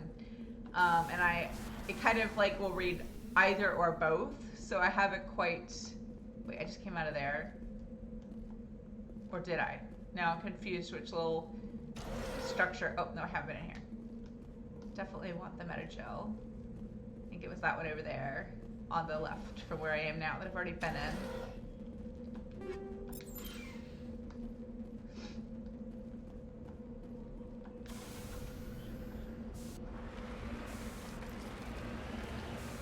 So now we go to this other structure over here.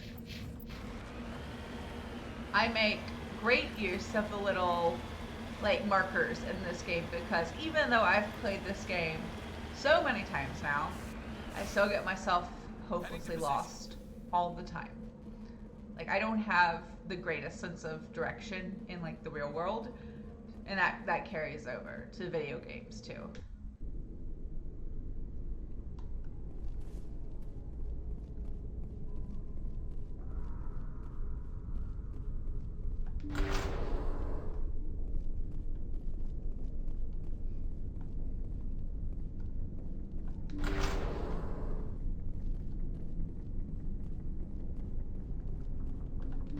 Yeah, target site still sets a marker. Yeah, well, the targets can look kind of the same, so I like to be prepared. Why do I have the sniper rifle out? I am not trained to use that. Garrus can have his sniper rifle.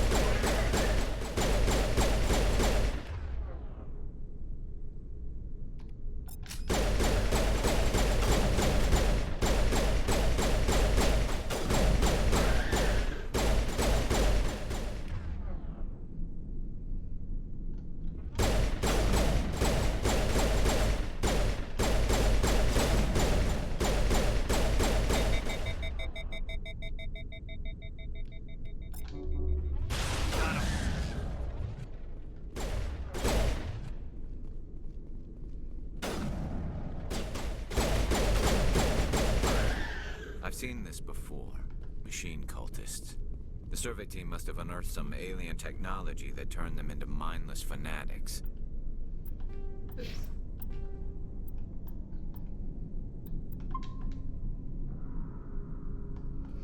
Whatever they found, it's long gone now.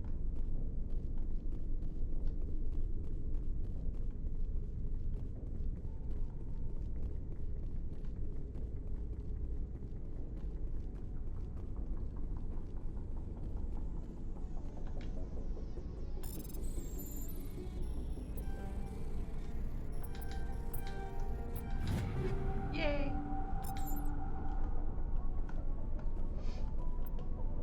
Get anything good?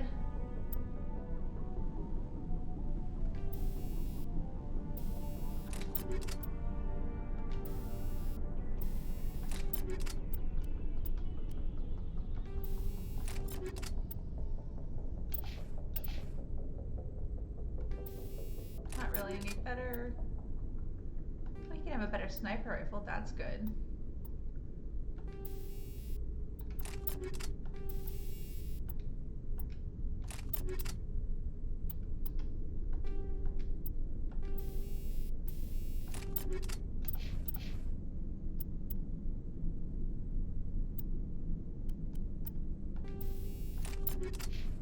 Cool.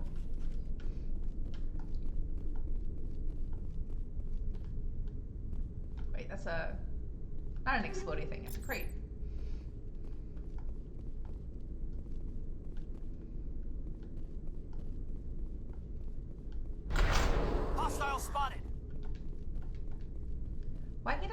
I'm out of grenades. I was like, why can't I throw my grenades? Back it up. A little squishy.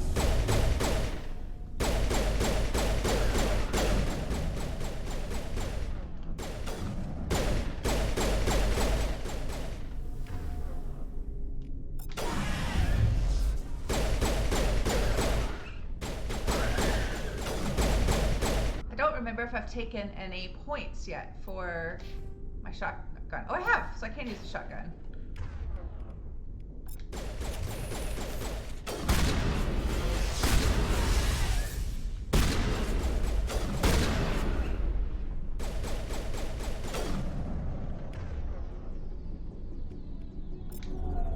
That's the wrong one. I wanted to use overload.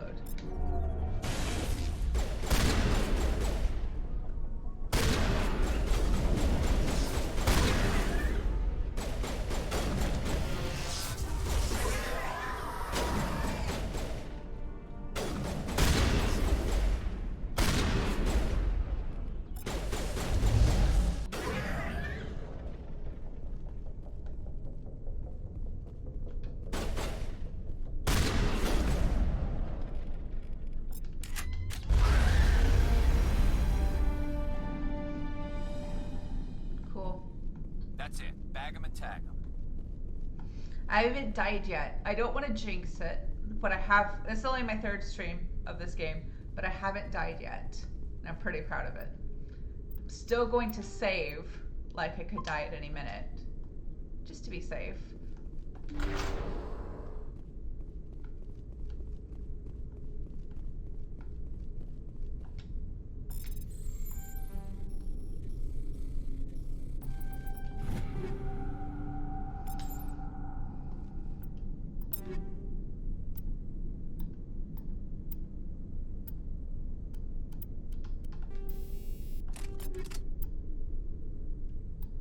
Nothing good for me, unfortunately. Better armor for Garrus, though.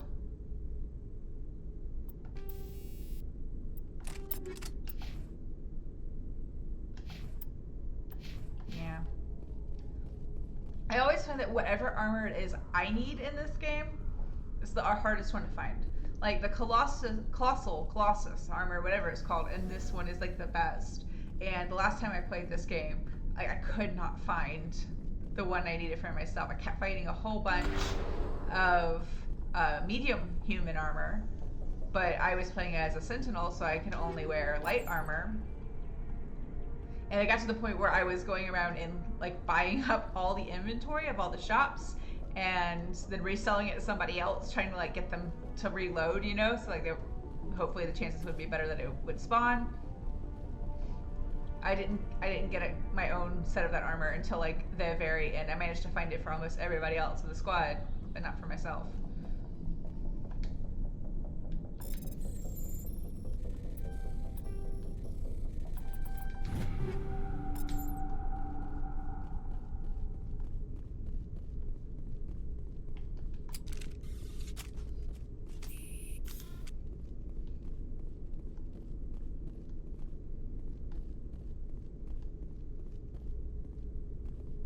We've got one more spot to investigate on this planet, and then that's it. Without spoiling anyone, I like to do a few things before heading immediately to Therum, because there's a certain fight that's awfully difficult. It is better in this version, the Legendary Edition version of this game. In the original release, there's a very overpowered person you have to fight, and it was very difficult. When I beat this game the one time on Insanity on the original release, it took a few tries before I was able to beat it. That's not what I wanted to do. I'm going over here. It took a few tries to beat it, and by a few I mean like several. And even though it's better in this version of the game, I still like to level up a little bit before I attempt that. Standard trope of video games, saving the universe, have to find/buy your own equipment. Absolutely.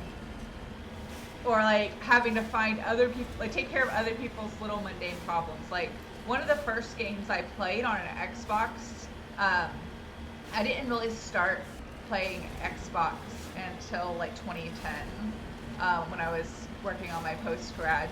And one of the first games Andrew suggested I play, no, we played together actually, was Halo 3.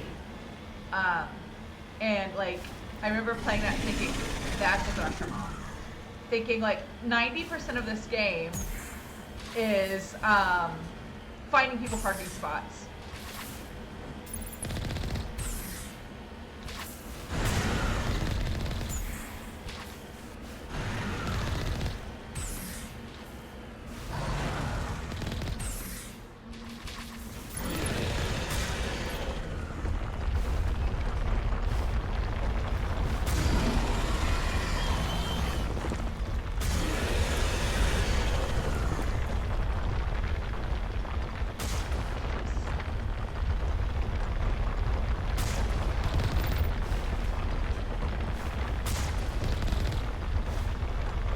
Uh-oh, gonna die. Didn't die.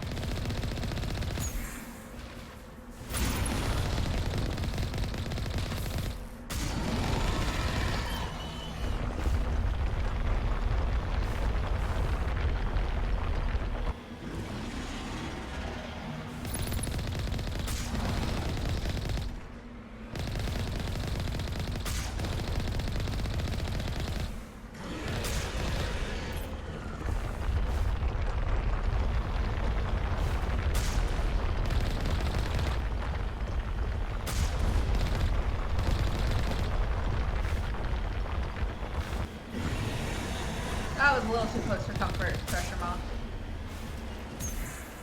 Whoops, I went like right into it.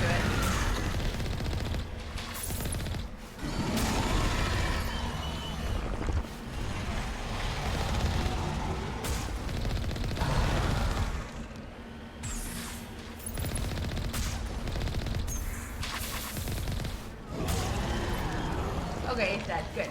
I did not mean to drive directly into the Thresher Maw and have to tangle with it right away. I was not paying attention to the map. Let's go ahead and repair the poor Mako.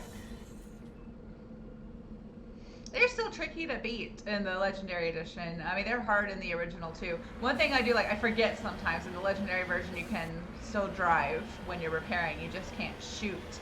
In the original release of the game, you cannot drive. You're just kind of stuck sitting there. So if you're going to repair yourself in the middle of a fight, you gotta kind of like hide.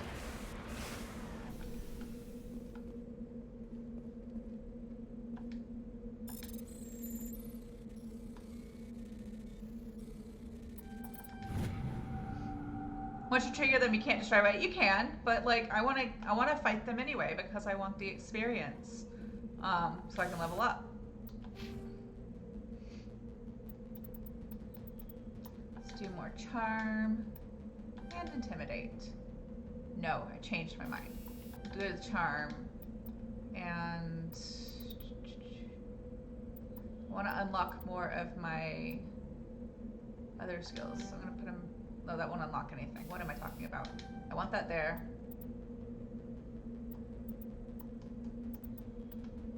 I do want that. That's what I'm after.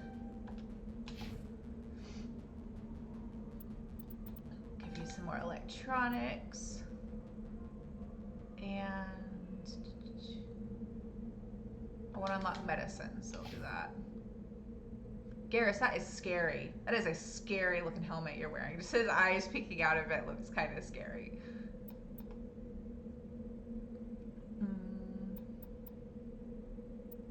I'm gonna give him decryption.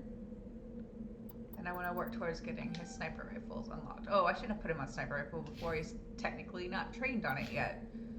I mean, he can... No, that's not true. He can still shoot with it, but he can't, like, do any of the special attacks with it yet.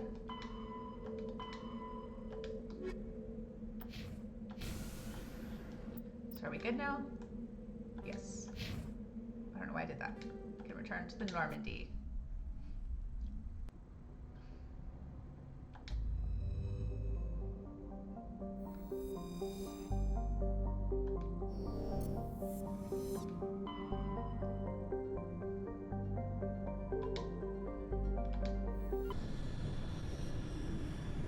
Also, something that you will notice about the way I play this game, I don't check the journal nearly enough. I 100% keep trying to rely on my memory / doing things randomly. Sometimes I check the journal, but like, not so much. Did I accomplish side quests there or just the loot experience? Yeah, just I guess technically it was like an unlisted side quest because we went and found that little settlement, that little like outpost that was deserted, and we found that they'd all been turned into husks inside that mine. So like every planet, like even if it doesn't have a quest directly linked to it, has like something, you know, something worth investigating. And I like to do all of it because the only way to level up fully is to do like all the things. So there should be something else hidden in this asteroid belt.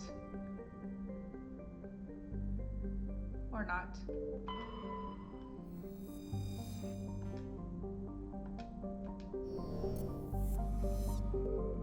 That one, I think I did that one already.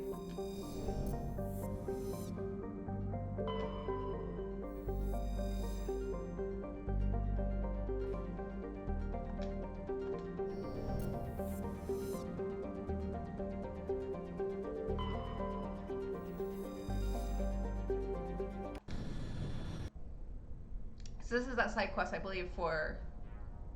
I forgot his name. The man we met in the Citadel Tower whose brother had stopped communicating with him. Let's take Ashley. And...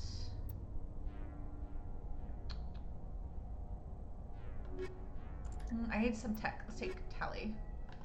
I mean, Garrus has tech too, but he just got to go out on a mission, so now we'll take Tali. But I bet they have points.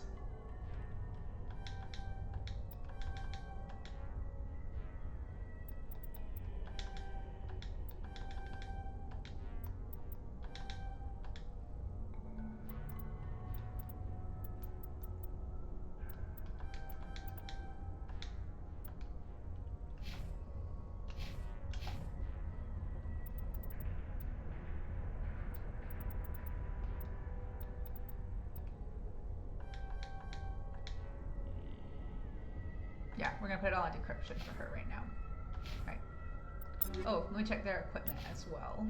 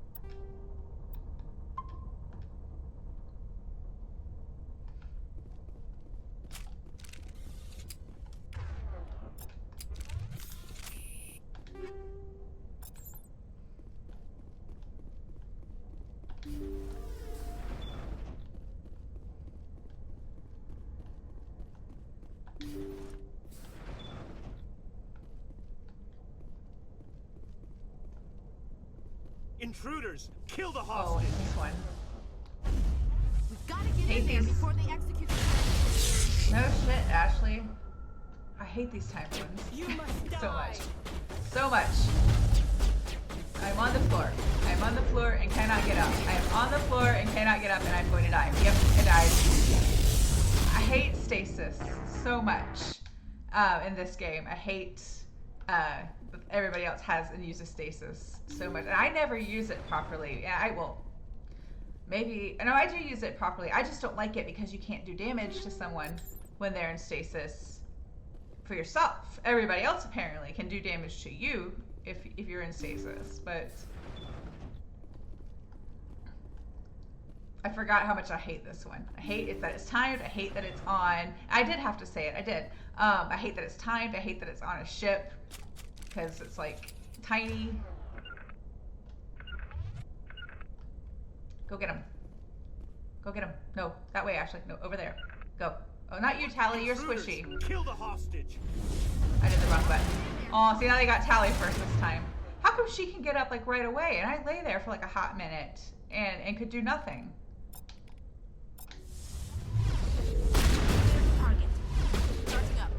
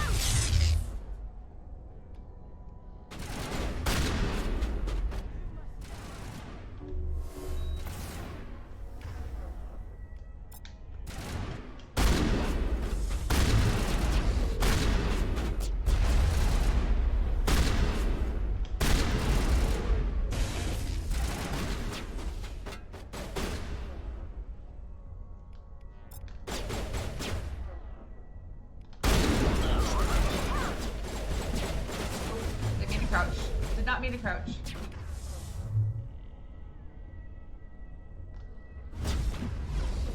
What is? Oh, it's. Should have used that a minute ago.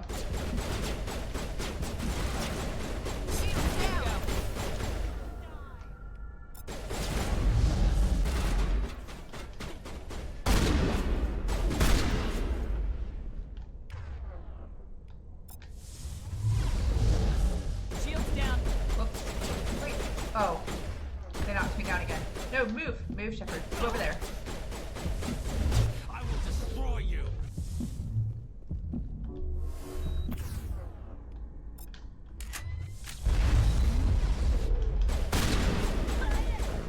And we're dead again. Something weird happened there. Every time with the shotgun, I don't know if it's just like a game quirk or if it was something I did, but like when I used an ability and tried to zoom on the shotgun that I was holding, it wouldn't zoom, it wouldn't do anything. I couldn't even shoot it. So I don't know if I just tried to tell it to do too many things at once and that messed it up, or if like that's just a little game quirk. There are a lot of like little quirks in this game.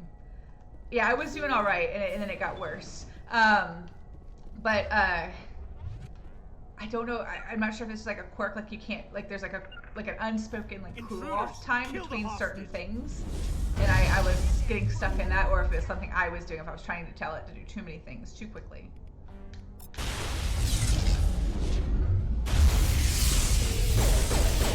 The same thing happened there, but with the pistol. If I try to zoom too quickly after like doing a different attack, something weird happens.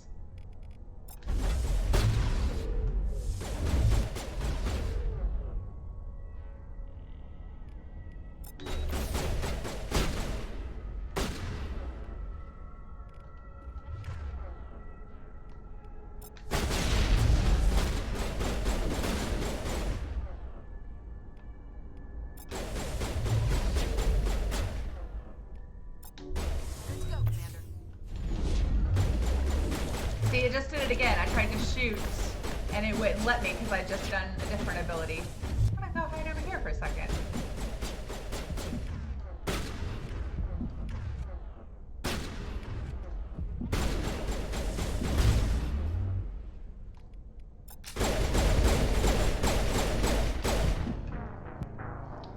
This is too early to do this one. I don't think I've ever done this mission at this low of a level. Like this is one of those cases, like this game, it's one of those like each mission kind of has its own difficulty. And you don't know what it is, right? So like sometimes you have to just like leave and come back, you know, if you're too low of a level. Unless you're me and you sit there and just keep trying over and over and over until it happens. I feel like I can do this at this level. I just haven't done it yet. Intruders, I might try again with a different party.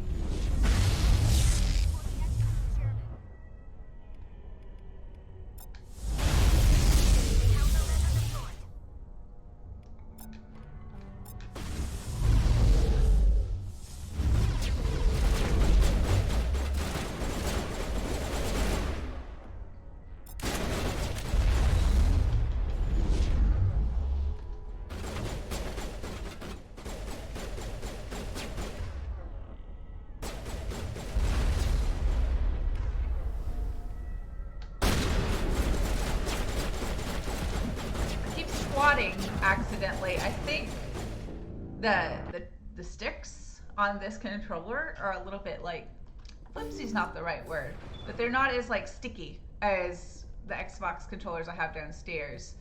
So I keep making some mistakes. Like they're more sensitive, I guess. Maybe there's like a controller sensitivity that I can change, but I keep like the push action on them I feel like is much easier on this one than the ones we have downstairs. Like I have to push on it very intentionally if I want to like squat or you know, do any of those things, but not so much on this one.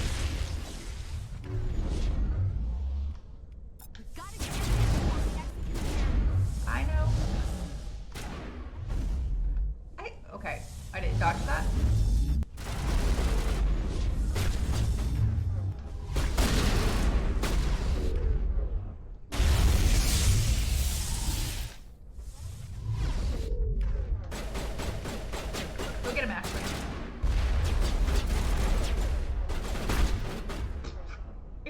That was kind of funny.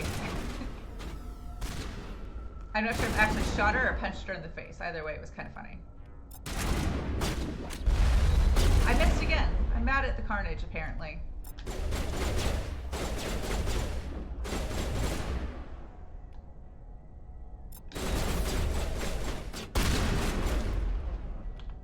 Squat it again.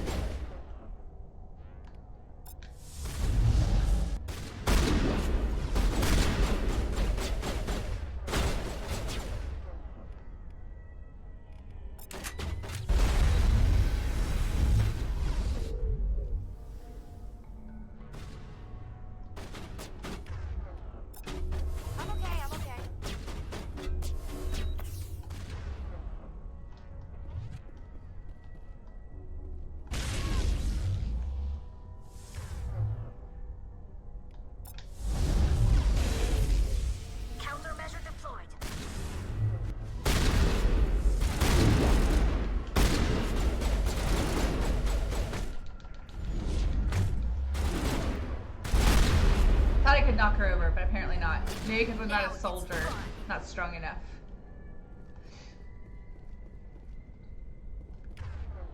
Okay, I think we're good. Good-ish.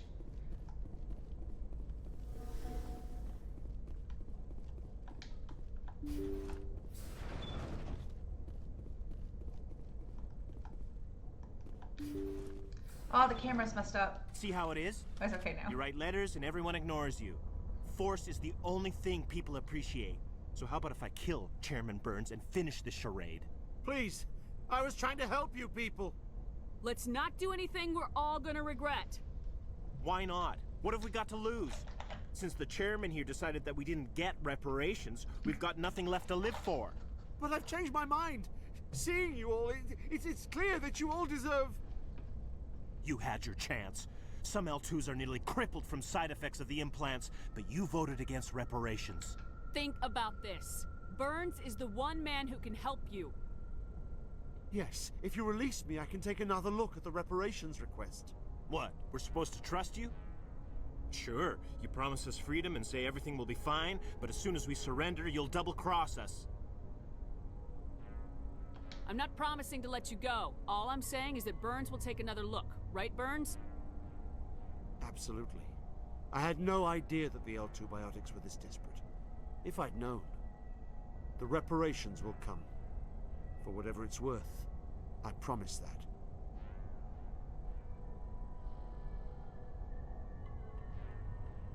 You're right. I don't want to die. Maybe something will happen this time. We surrender. Thank you, Commander. I thought I was dead when they took me. I'll see to it that the reparations discussion is reopened. I didn't know they were so desperate. A 5th Fleet cruiser will be by shortly to pick you and the prisoners up. Okay, it only took, what, like 3 or 4 tries? But I did it. See, I told you I could do it at this level. It's a little difficult, but I could do it. One of the things I like about this game, they do it in all of them, but like I notice it in a different way, I guess, in this first one, is like there are these moments like where you're using your Paragon or your Renegade, like persuasion, I guess, and like the person's holding a weapon or whatever, and like it pauses a moment to kind of like show them thinking about it. I mean, there's like minimal change in their facial expressions, if any at all, because I guess technology just didn't exist when they made this first game. And like there's that moment of like where they're clearly thinking about it, and like if you haven't played before, you might be wondering, okay, I'm not sure how this is going to go, and then you get the response, which I like that they hold that tension for a moment, and it's not like you say the thing and they're immediately like, okay, you know. Like I think about like moments in Skyrim where you can like just persuade someone to completely change their way of thinking in like a second, you know. At least the NPCs in this game seem to be a bit more thoughtful. They're going to think it over before they decide to see it your way. Thank you, Commander. I thought I was dead when they took me. Is there stuff up here? It's a weird place for like a stepladder.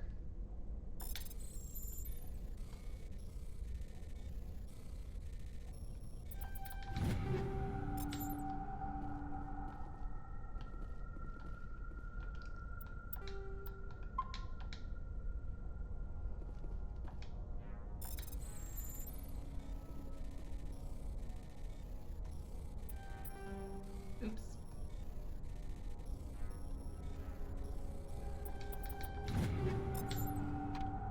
Getting slightly better at the different mini game, but it's still kind of clunky at it.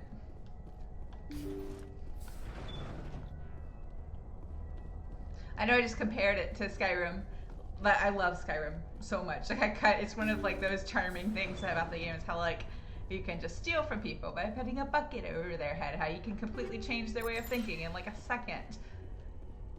Skyrim's great. It has all these, it's all the little like game quirks that make Skyrim so much fun and so great. Maybe I'll play Skyrim on stream at some point.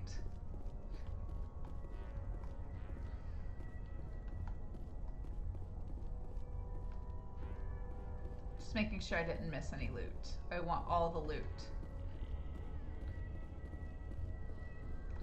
Also want a good stash of the Omnigel for the things I'm not able to hack through the mini game, and also for repairing the Mako in some of these fights.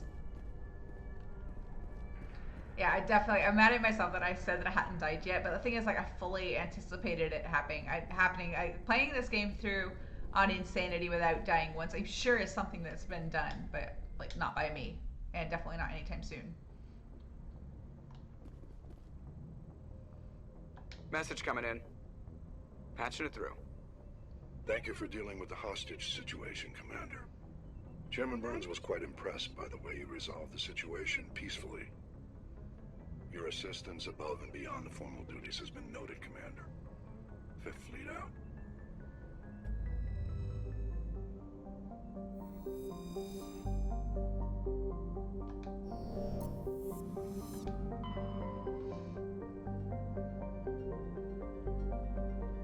I don't remember who said this originally or where I saw this originally, but I remember seeing someone say that, like in this first game in particular, that Hackett is just the dungeon master, like rolling dice before each like planet and stuff. Like when he calls you and says, "Can you take care of this?" It's just like a fill in the blank, like Mad Lib style. He just rolls the dice to see what it is you're gonna have to fight or deal with.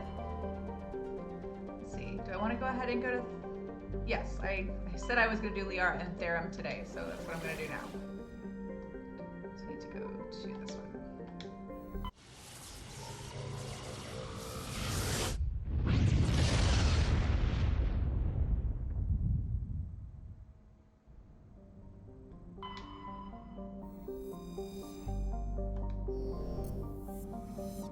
I didn't leave that up long enough for anyone who wanted to pause it and read it.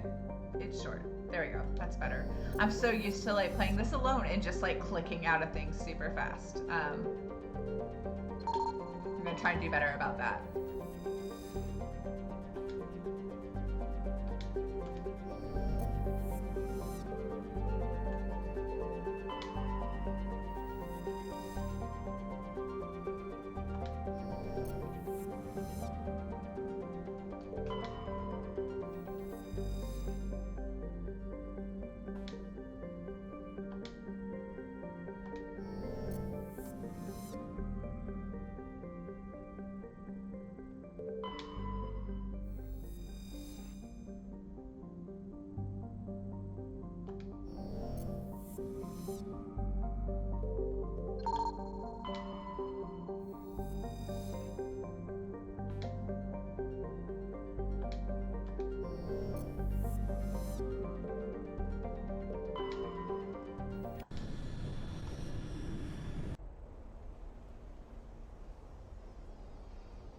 I'm gonna take Rex and Garrus.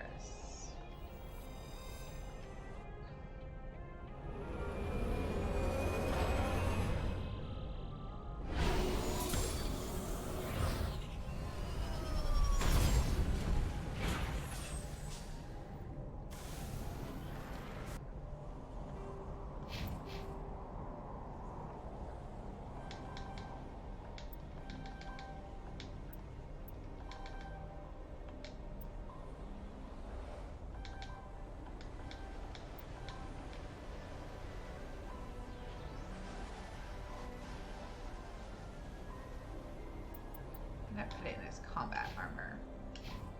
And we are good. Commander, I'm picking up some strange readings. Really strange, like off the damn charts. It looks like it's coming from an underground complex a few clicks away from the drop zone.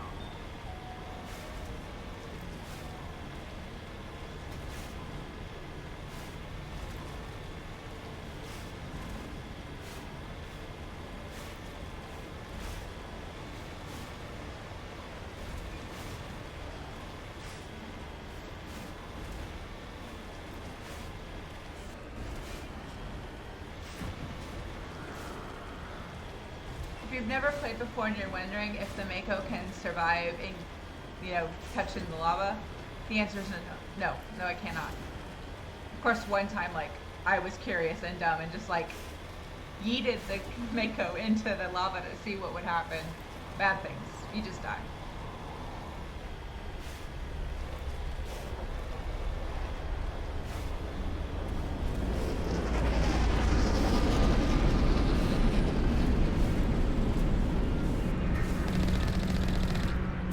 Do like 0 damage to that ship, but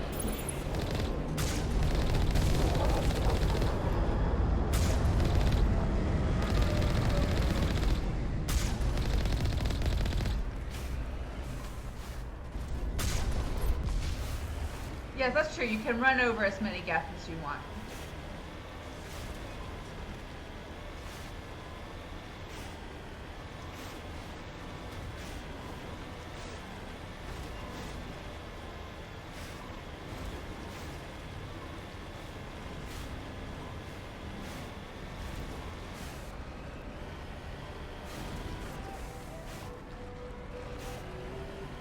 Only a fool climbs a map that can come out.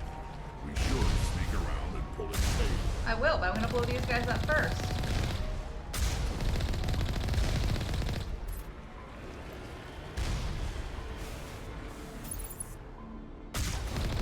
Because we're gonna sneak around back doesn't mean they deserve to keep these.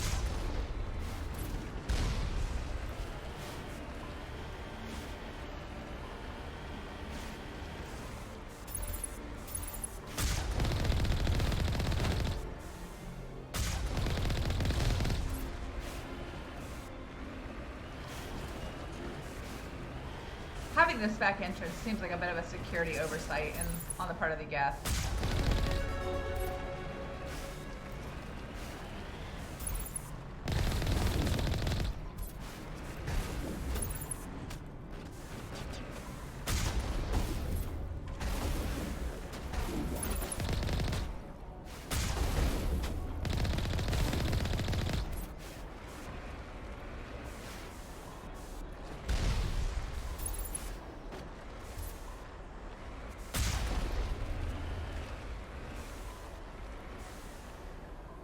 Everybody else is inside the little buildings.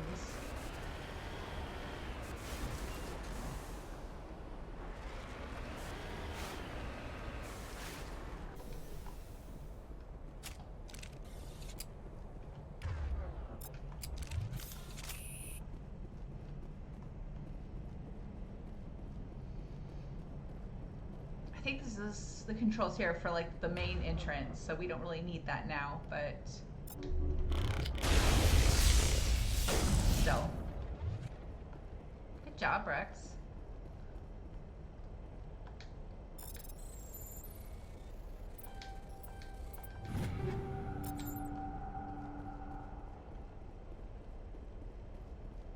Yeah, this is the gate we would have come in, I believe, if we decided to come in from the front door, but it's fine.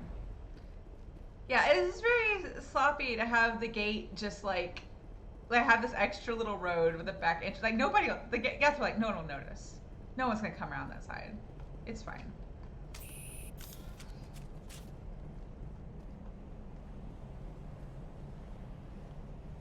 No stuff.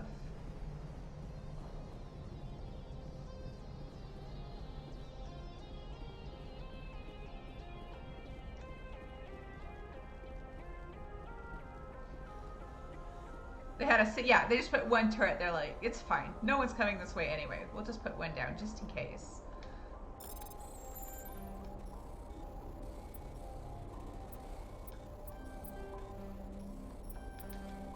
Doing badly.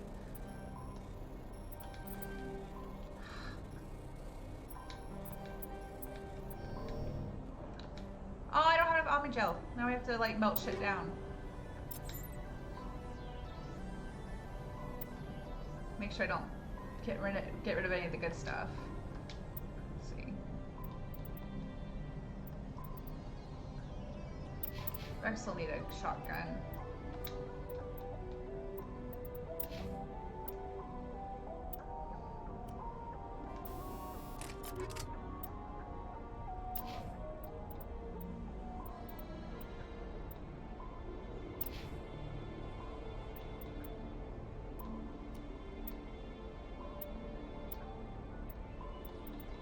To give him a better shotgun.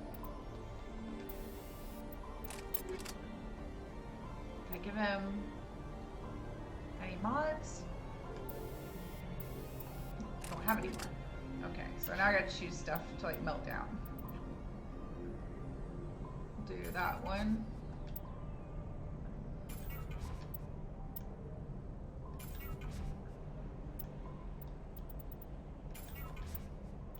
Enough. Oh, I can do it. Can I do it again? I can't do it again. Cool. Not if I mess it up. There we go.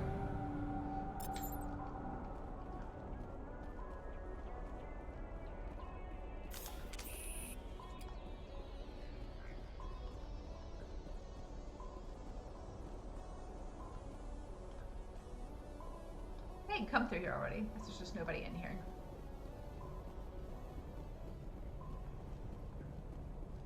I think there's one of them. Yeah, there's one of them hiding in here.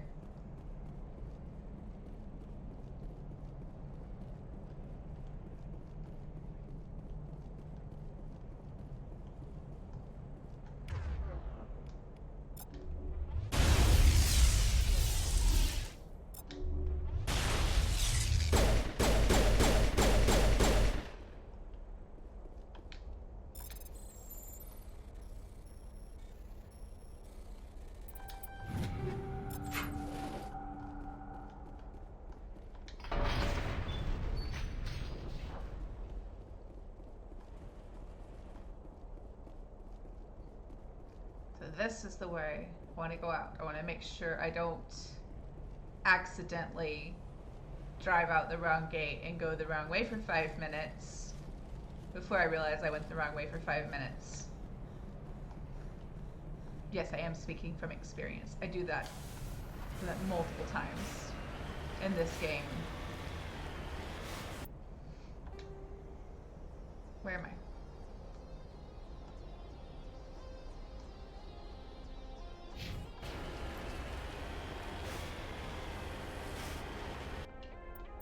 Let's just go ahead. Oh, we have points? Oh, we did. That's right. We did level up. I just missed it. I'll put those in Intimidate and Assault Training.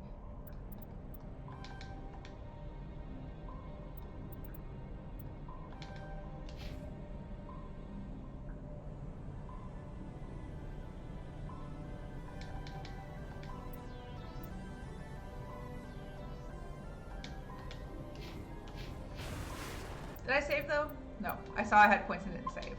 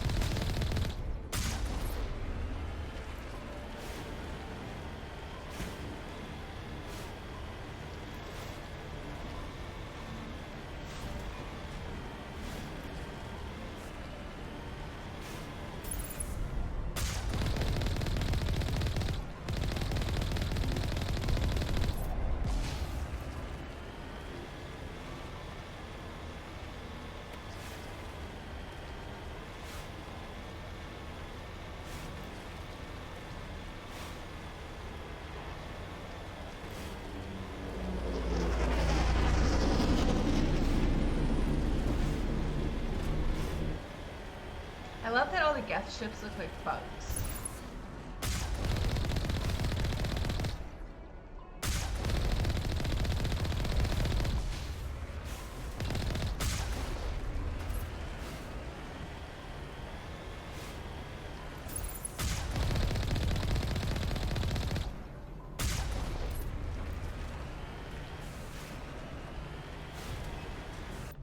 You get any good stuff?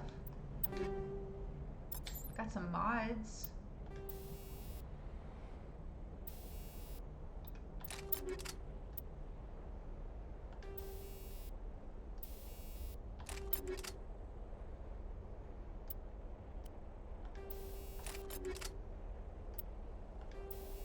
Ooh, lots of armor upgrades.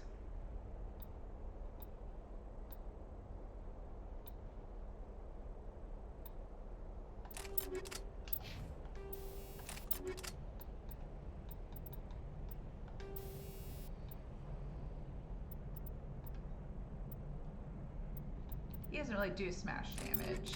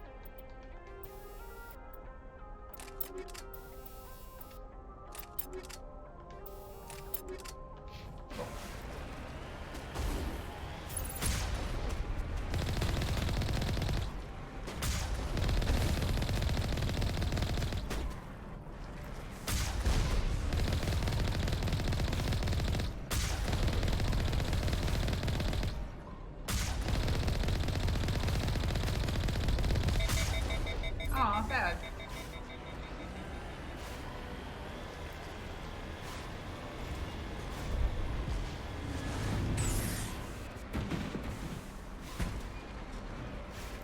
Die.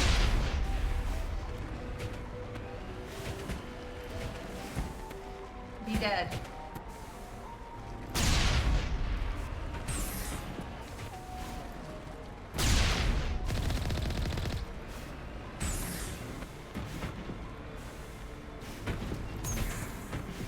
Oh, get off, get off, get off. Thank you.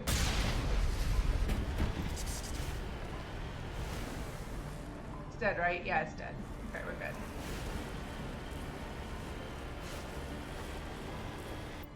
Just go ahead. Nope, can't save.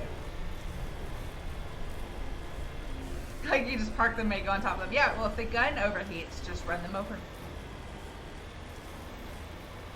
Simple problem needs a simple solution.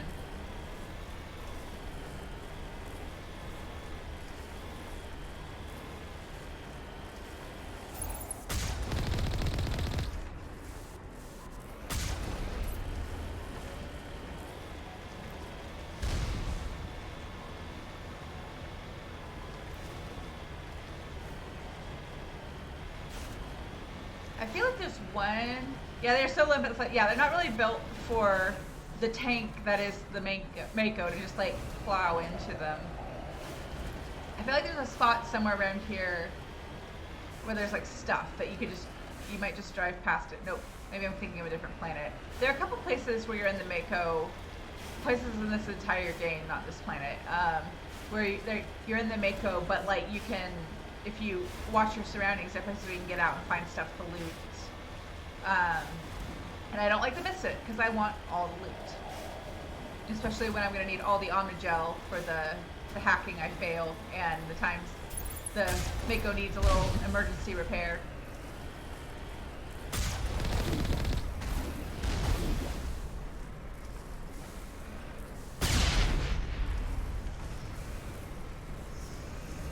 Not quite enough for him to turn around easily.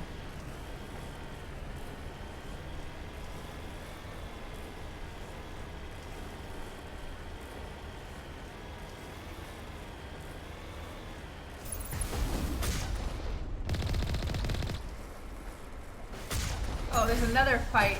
Not the one I was talking about earlier. There's another fight on this planet I'll always forget about until I get here. It's like I block it out, and it is... I'm worried I'm going to be too low of a level. It's fine. We're going to make it happen.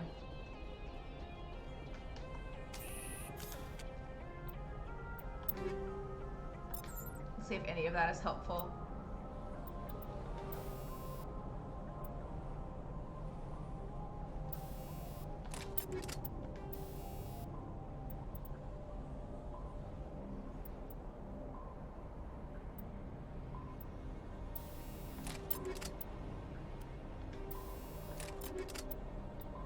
I would like some new armor, please.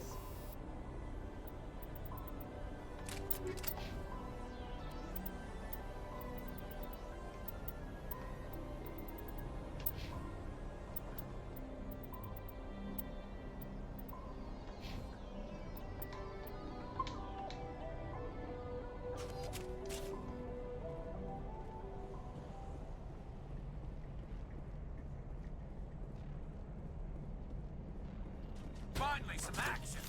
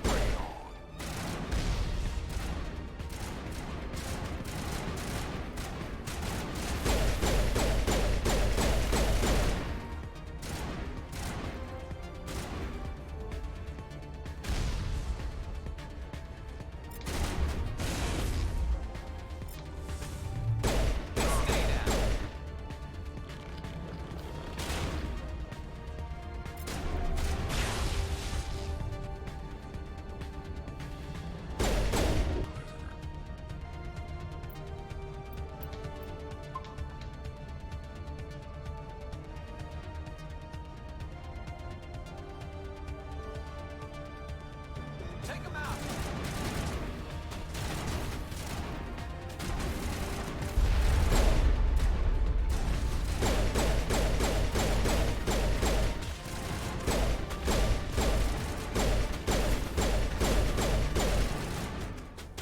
Go get him, Rex. Shield down.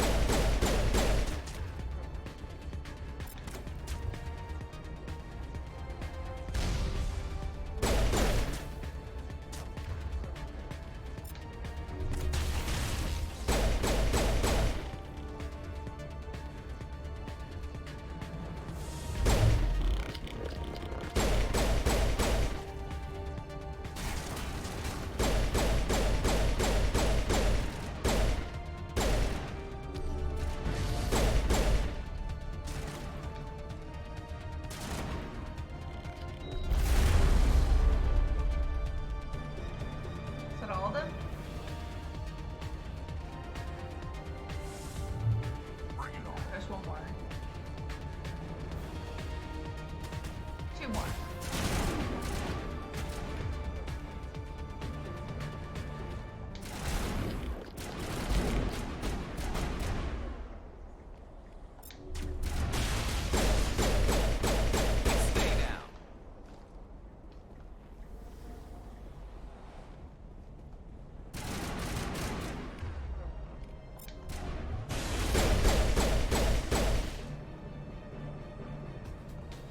Okay, this next bit. This next bit. It might be the fight I'm the worst at in this entire first game. We'll see. Oh, I love the music in this game. I mean, I like the music in the third game the best overall, the third in the series, but yeah, this one, I love all the music in this game. It's so good.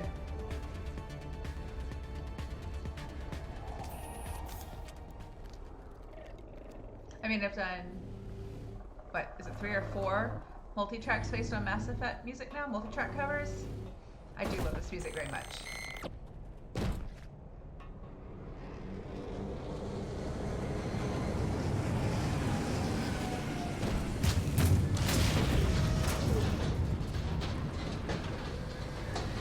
If you could have just brought the Mako, this would be so much easier.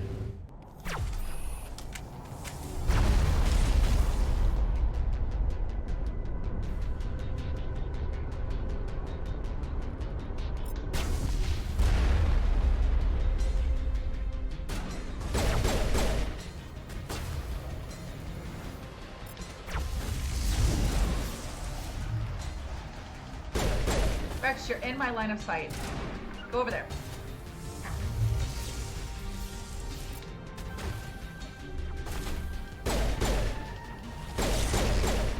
Rex, I need you to go somewhere else, like literally anywhere else. Rex, can you just move somewhere? Like, thank you. Lost the shield.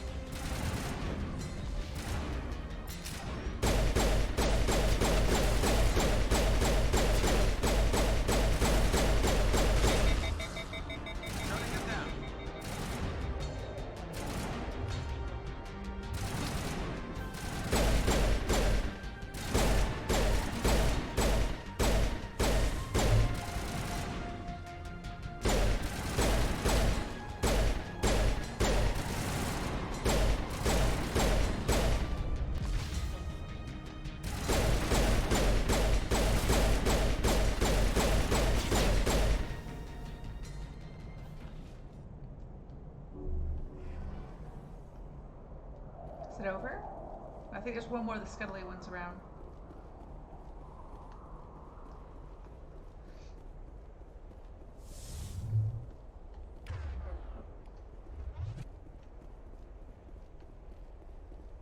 There's one of them just hiding somewhere.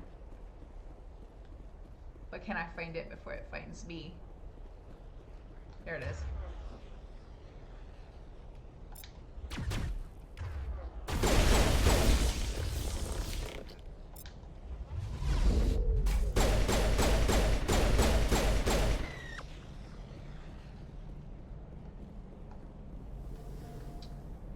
I've never beaten this on Insanity on the first try before.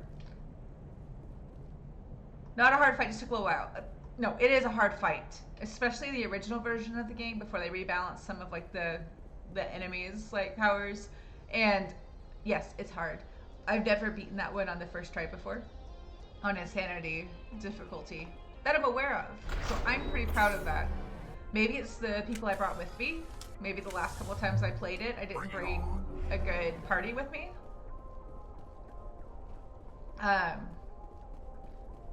That's it. Bag 'em and tag 'em. I think it was luck of the draw too. Usually the little scuttly geth are a bit more,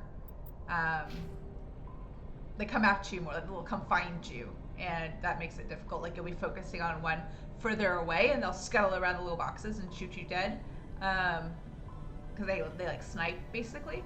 But yeah, I didn't really see much help. No, that was, I mean, I did play it relatively recently. I guess about like 2 months ago. So like, I hadn't totally forgotten it. But I mean, what strategy I used the last time. It is kind of a tough one though. If you're playing it on one of the harder difficulties for the first time, it's a little difficult. Especially if you don't level up a bit before you go.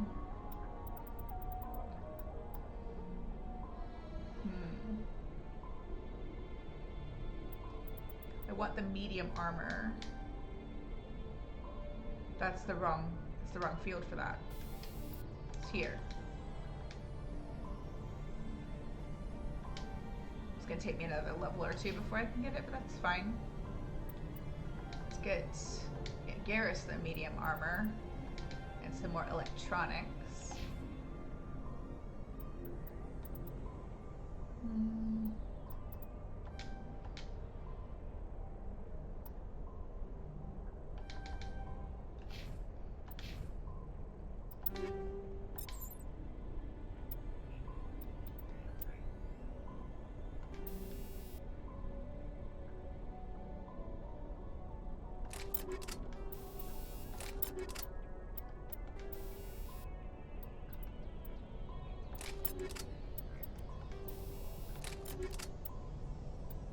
I want new armor.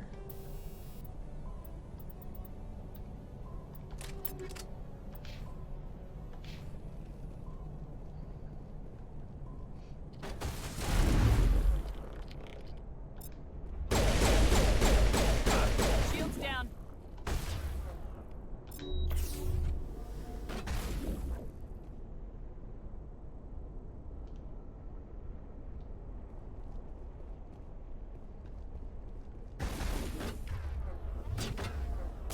Where are you? Oh, down there.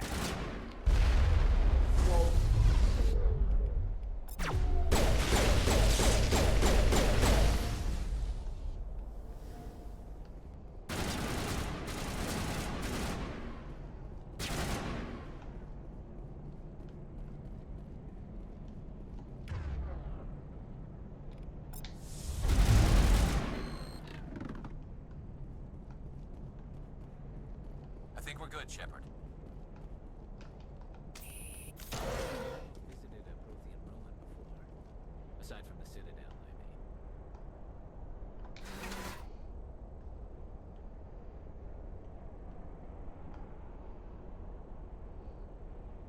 I like how Garrus acts sometimes like he's just on vacation. Like we're just sightseeing.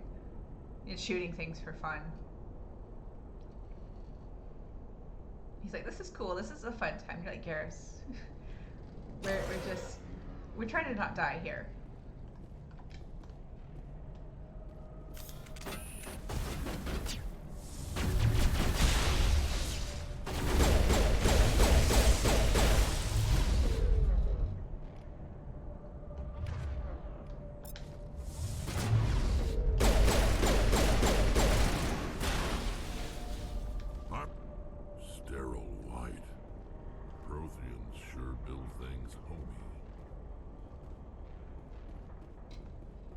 an aesthetic choice.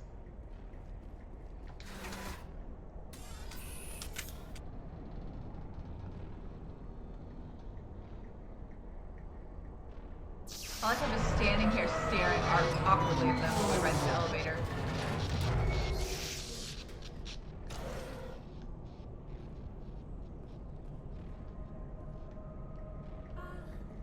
Hello? Could somebody help me? Please? Yeah, Rex is having a good time too. He likes to shoot. Can you hear me out there? I'm trapped. I need help. Are you okay? What happened to you? Listen, this thing I'm in is a Prothean security device. I cannot move, so I need you to get me out of it, all right? Your mother is working with Saren. Whose side are you on? What? I am not on anybody's side. I may be Benezia's daughter, but I'm nothing like her. I have not spoken to her in years. Please, just get me out of here. How did you end up in there? I was exploring the ruins when the Geth showed up, so I hid in here. Can you believe that? Geth, beyond the veil! I activated the tower's defenses. I knew the barrier curtains would keep them out. When I turned it on, I must have hit something I wasn't supposed to. I was trapped in here. You must get me out, please! We'll find some way to help you. There is a control in here that should deactivate this thing.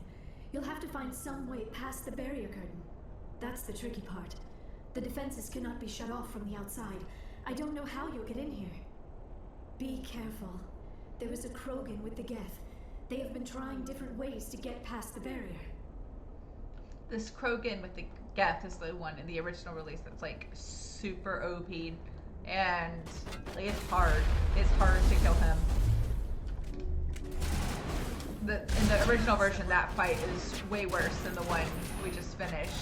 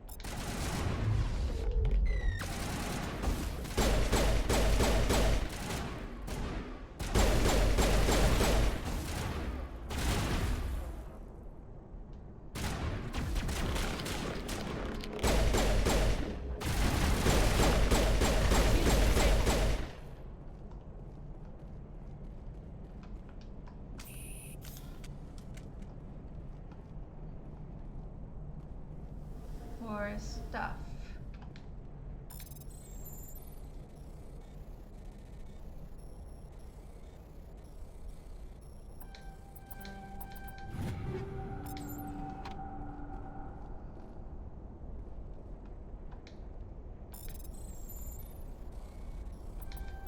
Oops.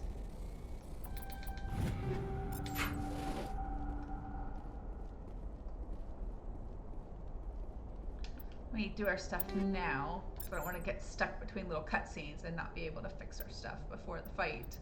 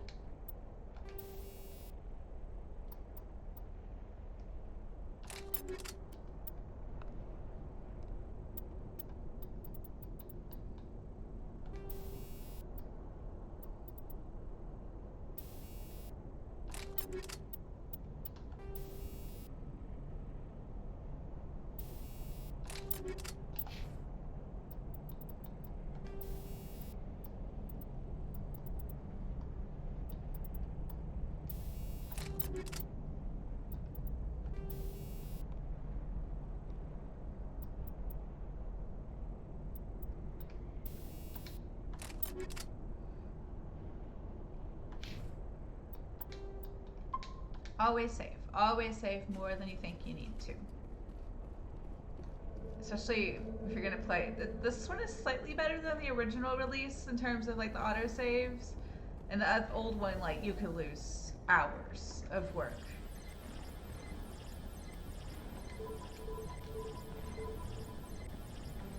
I can't remember what I remember some of it.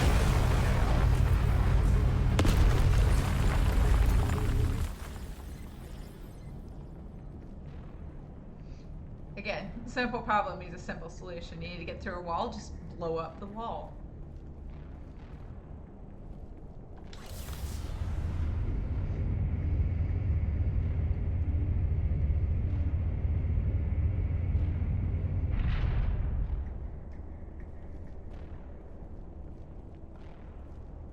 Went the wrong way.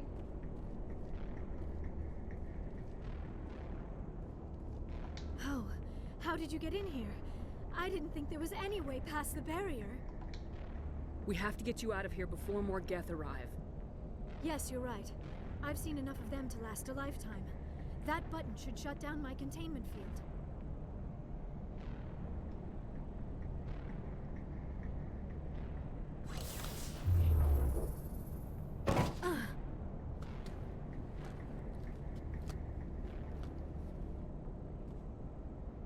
Any idea how we get out of this place? There is an elevator back in the center of the tower. At least I think it's an elevator. It should take us out of here. Come on! I still cannot believe all this. Why would the Geth come after me? Do you think Benezia's involved? Saren's looking for the conduit. You're a Prothean expert. Obviously, he wants you to help him find it. The conduit, but I don't know. What the hell was that? These ruins are not stable. That mining laser must have triggered a seismic event. We have to hurry. The whole place is caving in. Joker, get the Normandy airborne and lock in on my signal. On the double, mister! Aye, aye, Commander. Secure and away. ETA 8 minutes. If I die in here, I'll kill him. Space Grandpa's grumpy.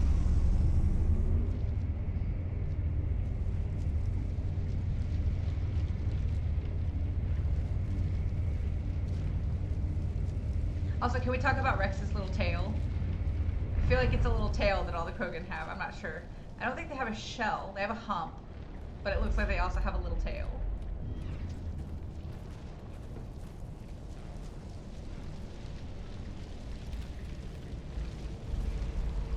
Surrender. Or don't. That would be more fun.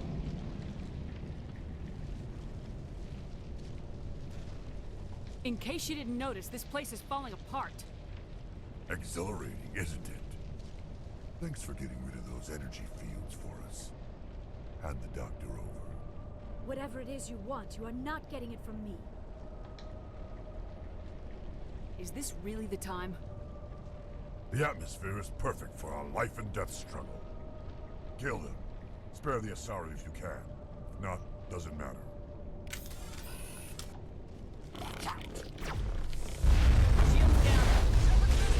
Yes, I know. I've been hit. Thanks, Garrett.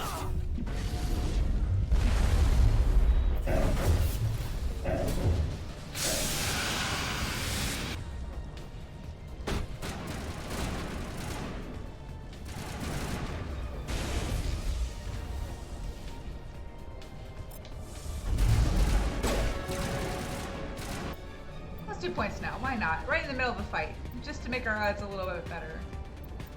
Let's see. Oh, I wanted tactical armor. We're trying to get to medium armor. There we go. What's the next one? Oh, I want that too.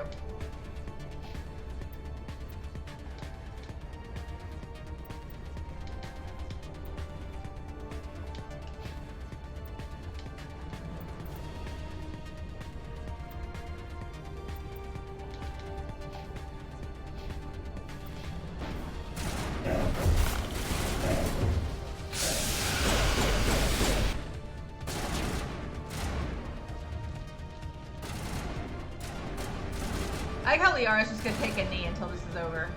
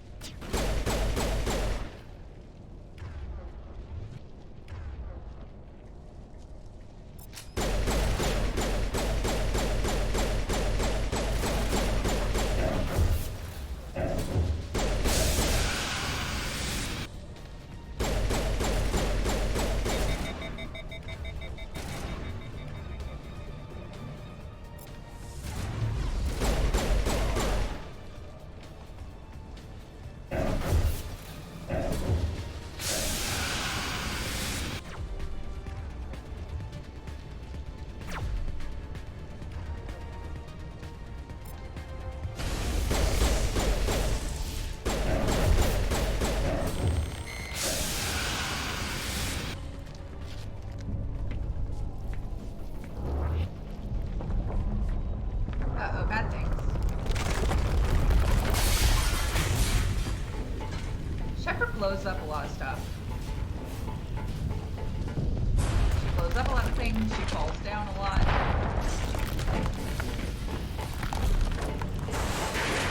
That was the hard Krogan. He is not as difficult in the remaster as he is in the original. He is super overpowered in the original release of the game. Super overpowered.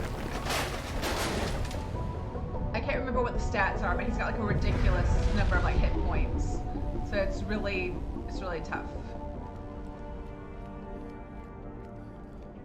Especially if you bring the wrong party with you.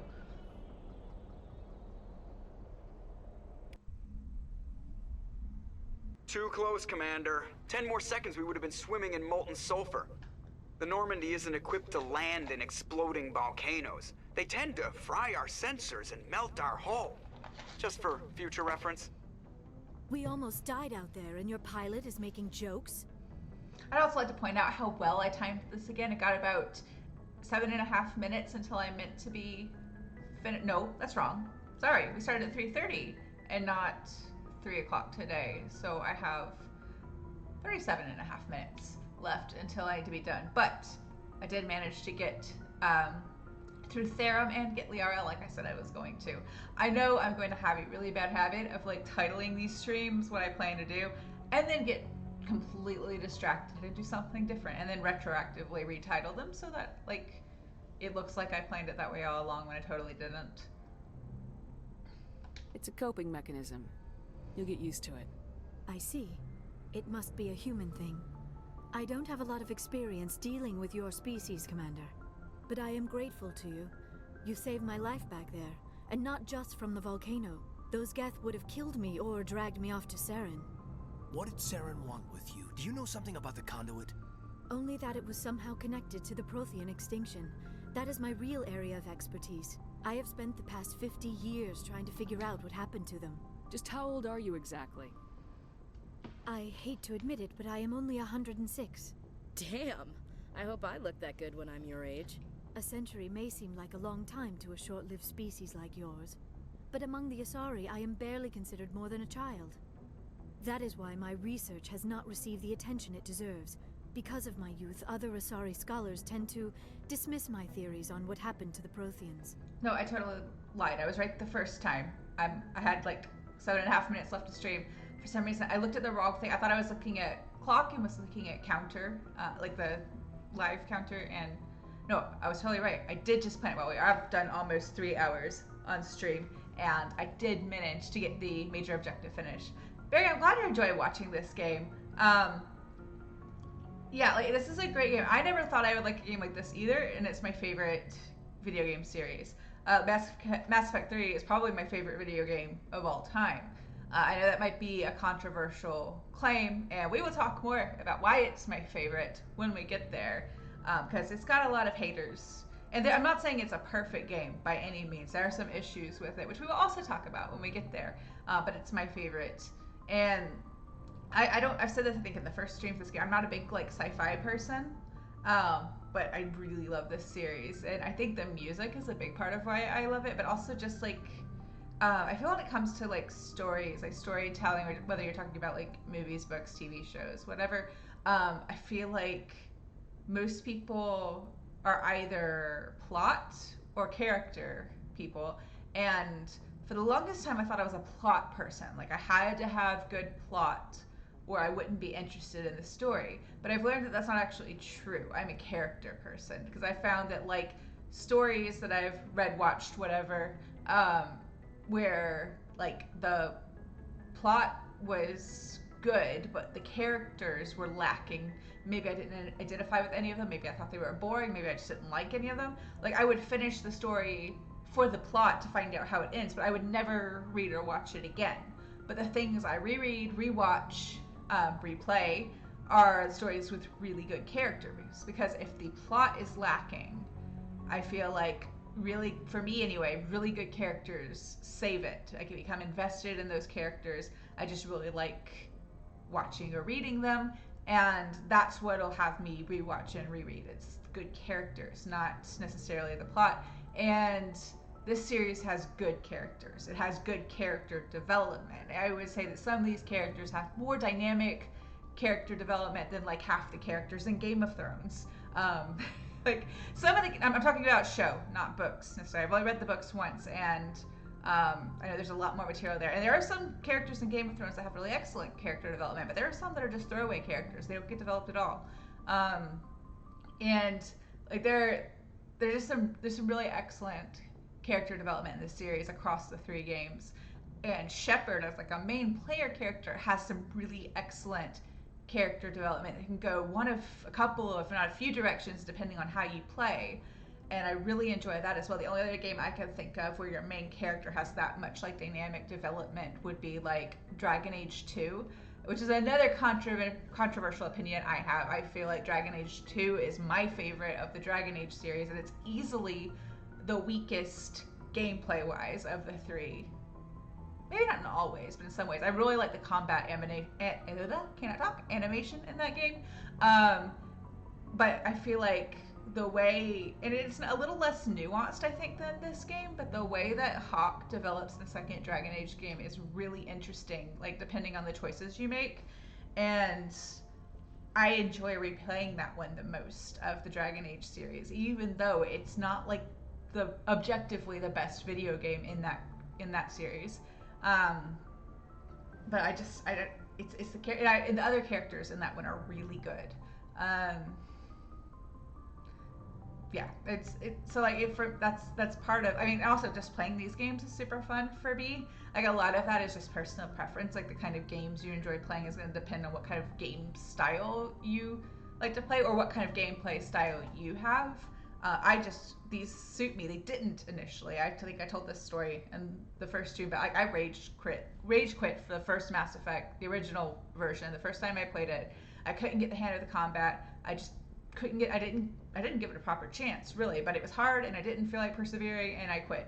And then like a year or 2 later, I don't know why, but I thought I was like, I've got to try it again. And so I did, and I played the whole series through. And even as I was playing it, like I didn't realize that I liked it while I was playing it. It was like I just kept playing it, and I finished it, and I got to the end of the 3rd one, and it hit me in all the feels, and I was like, I can't believe I actually like love these characters. Like it kind of snuck up on me. Your favorite is Wizards 101. I've never played that. But like it's not.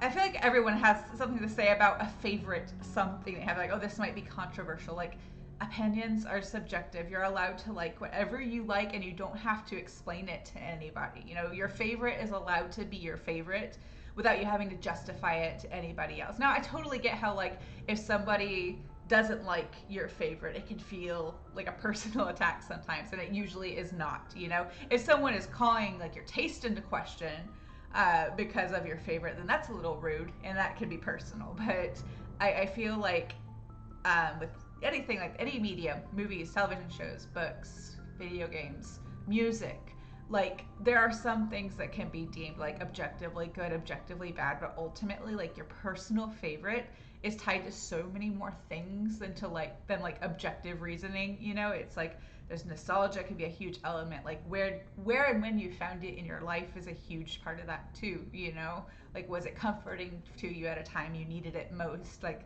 those things all matter. But like that's why we'll get into why my choice, like the third one, is my favorite when I play it on stream. And that is kind of a controversial choice, but like I have reasons, you know. We'll talk about it then. But I haven't played Wizards 101, but like those kinds of like chill games where you have like a little house you can decorate. Like I really want to play the unpacking sim. I feel like that would be a lot of fun. Like it's super chill. Like you just literally unpack boxes like you moved into a place. But it looks so like chill and relaxing, and I want to play that at some point. But I tend to favor like these story-driven, character-driven, like immersive RPG games. But I also like for the combat to be challenging. But like another point, you know, how different we all are and our preferences are so different, and it's all subjective. Like I know so many people who love Assassin's Creed. Like it's their favorite game series, it's their favorite, you know, it's their favorite game franchise. I have only played the first Assassin's Creed, and I've been told I need to play the others, but I have only played the first one, and I hated every minute of it. Like I actually hated it. I have never raged or cursed at a game the way I did when I was playing that game. And I'm not saying it's bad. I'm not saying anybody who that's their favorite game series, or even if the first one is their favorite game of all time, that's totally fine. That's their opinion. Like they're not wrong to have it be their favorite game or for them to think it's the best for them. I just didn't have a good time. Maybe someday I'll play the others or play a different one in the series, and maybe I'll come around to it. But I just had such a bad experience playing that first game that I didn't want to come back. I didn't want to play number 2 or any of the others. Maybe someday I'll change my mind. But like you're allowed to let your favorite game be whatever it is. You're allowed to not like whatever games you don't want to like. Or, well, yeah, sometimes we can not like something because we don't want to. But like you're allowed to not like the games you just don't like, you know? The only thing that's not allowed, like on my channel in chat, is telling somebody that they're wrong for their favorite or wrong for their least favorite. We're allowed to have different opinions, right? So, yeah, let's. I mean, nobody here has been mean or rude about that, but I want to keep that nice, friendly environment. If we're talking about favorites and least favorites, all are valid and all are welcome, as long as no one is trying to tell somebody else that they're wrong for their choice. You really want to play the House Flipper one day? Yeah, I think those kinds of games are a lot of fun. Like I like all kinds of games, but like when I've had like a busy month or two and I've got some time off, like I'm always drawn to the more like story-driven, like RPG games like this. Yeah, Roller Coaster Tycoon, I don't know super well. I had a friend who had it on their computer, like my best friend next door growing up had it, and I played it at her house sometimes. But I'm not super familiar with that game. Andrew's a bit of like a psychopath when he played that game, though, because I believe he would make like rides without enough tracks so that like the roller coasters would just like shoot off into oblivion and the people would die, which I think is really rude, really sad and rude. Andrew, if I'm misremembering the story, then I do apologize for accusing you of being a psychopath if you're not. There it is. Andrew causing the rides to crash just because he's bored. For those of you who know Andrew, or don't know, Andrew, my mod, is also my husband, and I'm allowed to roast him on stream as much as I want. Yeah, I wouldn't say like I wasn't that person playing video games as a kid where like if I was doing like a car racing or driving game that I would like obey all of the I would like obey the speed limits or whatever, or drive like in my lane the entire time. On our Nintendo 64 we had a game called Cruisin' USA, which some of you might be familiar with, and I definitely would like just zigzag across the road, but like most of the time when I'm playing a game I make like the moral or ethical choices that I find that I align with or agree with the most, unless like I'm playing Mass Effect and I decide to do an all Renegade playthrough. And when I mean all Renegade, I mean all Renegade except for certain things. Those of you who've played before will know what I'm talking about, but there are certain things that even if I'm doing a Renegade playthrough, I just don't do. I've got my own theory on why the Protheans disappeared. With all due respect, Commander, I have heard every theory out there. The problem is finding evidence to support them. The Protheans left remarkably little behind. It is almost as if someone did not want the mystery solved. It is like someone came along after the Protheans were gone and cleansed the galaxy of clues. But here is the incredible part. According to my findings, the Protheans were not the first galactic civilization to mysteriously vanish. This cycle began long before them. Where'd you come up with this theory? I thought there wasn't any evidence. I have been working on this for 50 years. I have tracked down every scrap and shred of evidence. Eventually, subtle patterns start to emerge, patterns that hint at the truth. It is difficult to explain to someone else. I cannot point to one specific thing to prove my case. It is more a feeling derived from a half-century of dedicated research. But I know I'm right, and eventually I will be able to prove it. There were other civilizations before the Protheans. This cycle has repeated itself many times over. Okay, Andrew, I think it's a little unfair to accuse the poor NPCs in Roller Coaster Tycoon for being dumb, and that being why they died on the ride. If you did not finish the track, they're just little NPCs who didn't know that something was wrong with the ride they're about to get on, and it's also not their fault that they populate where they do. So yeah, that's rude and unfair to those poor NPCs. If the Protheans weren't the first, then who was? I don't know. There is barely any evidence on the Protheans, even less on those who came before them. I cannot prove my theory, but I know I am right. The galaxy is built on a cycle of extinction. Each time a great civilization rises up, it is suddenly and violently cast down. Only ruins survive. The Protheans rose up from a single world until their empire spanned the entire galaxy. Yet even they climbed to the top on the remains of those who came before. Their greatest achievements, the mass relays and the Citadel, are based on the technology of those who came before them. And then, like all the other forgotten civilizations throughout galactic history, the Protheans disappeared. I have dedicated my life to figuring out why. They were wiped out by a race of sentient machines, the Reapers. The Reapers? But I have never heard of. How do you know this? What evidence do you have? There was a damaged Prothean beacon on Eden Prime. It burned a vision into my brain. I'm still trying to sort out what it all means. Visions? Yes, that makes sense. The beacons were designed to transmit information directly into the mind of the user. Finding one that still works is extremely rare. No wonder the Geth attacked Eden Prime. The chance to acquire a working beacon, even a badly damaged one, is worth almost any risk. But the beacons were only programmed to interact with Prothean physiology. Whatever information you received would have been confused, unclear. I am amazed you were able to make sense of it at all. A lesser mind would have been utterly destroyed by the process. You must be remarkably strong-willed, Commander. This isn't helping us find Saren, or the conduit. Of course, you're right. I am sorry, my scientific curiosity got the better of me. Unfortunately, I do not have any information that could help you find the conduit, or Saren. I don't know why Saren wanted you out of the picture, but I think we'll be a lot better off if we bring you along. Thank you, Commander. Saren might come after me again. I cannot think of anywhere safer than here on your ship. And my knowledge of the Protheans might be useful later on. And her biotics will come in handy when the fighting starts. Good to have you on the team, Liara. Thank you, Commander. I am very grateful.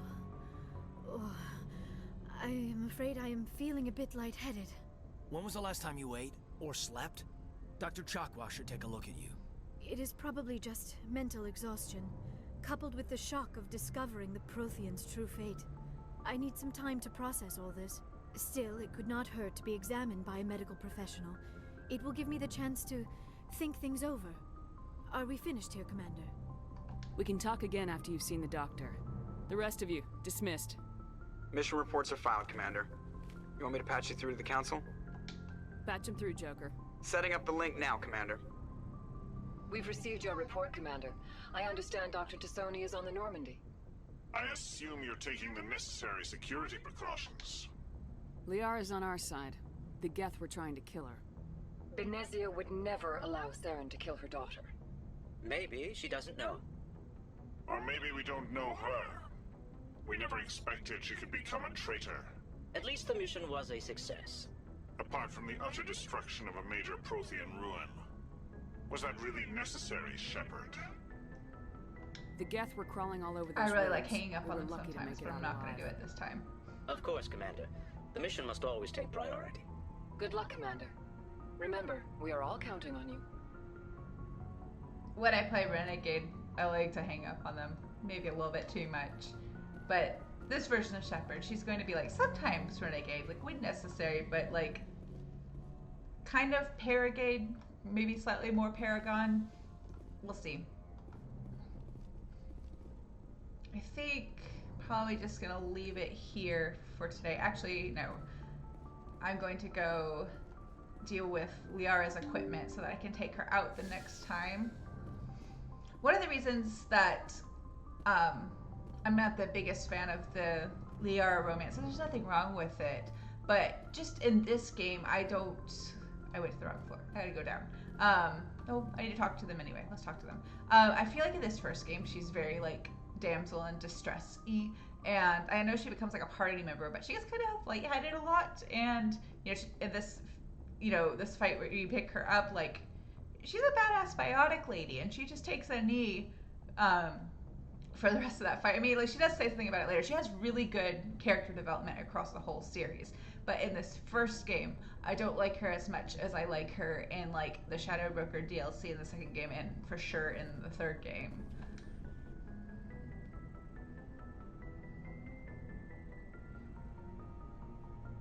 Commander, do you have a minute?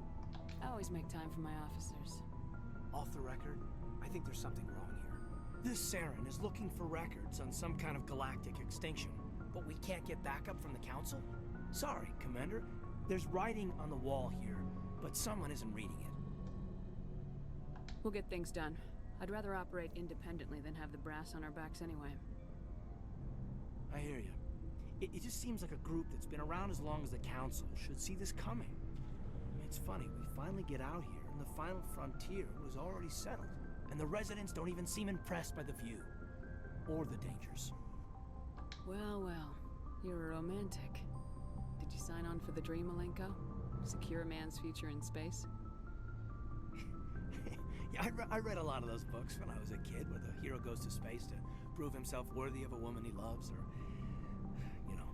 for justice. Or maybe I was a romantic in the beginning, but I thought about it after brain camp.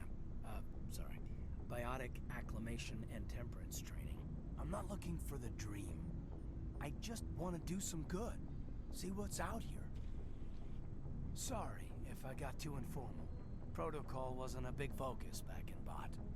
I'm trying to make sure I friend zone him because I'm not romancing anybody in this. I'm not romancing anybody in this first game. But it's hard. Like with him and with Jacob in the second game, it's like your options are flirt or be a jerk. Like there's no middle. So like to friend zone them, you have to be kind of rude, which I don't really like. It gets a little bit nuanced with some of the other characters, but yeah, it's kind of hard to do. Biotic acclimation and temperance didn't last past the airlock. To the kids they hauled in, it was brain camp. Sorry, hauled in is unkind. We were encouraged to commit to an evaluation of our abilities so an understanding of biotics could be compiled. There are worse results of accidental exposure to element 0 in the womb. Beats the brain tumors some kids grew up with. I heard all about that. How companies would arrange accidents to expose people to element 0.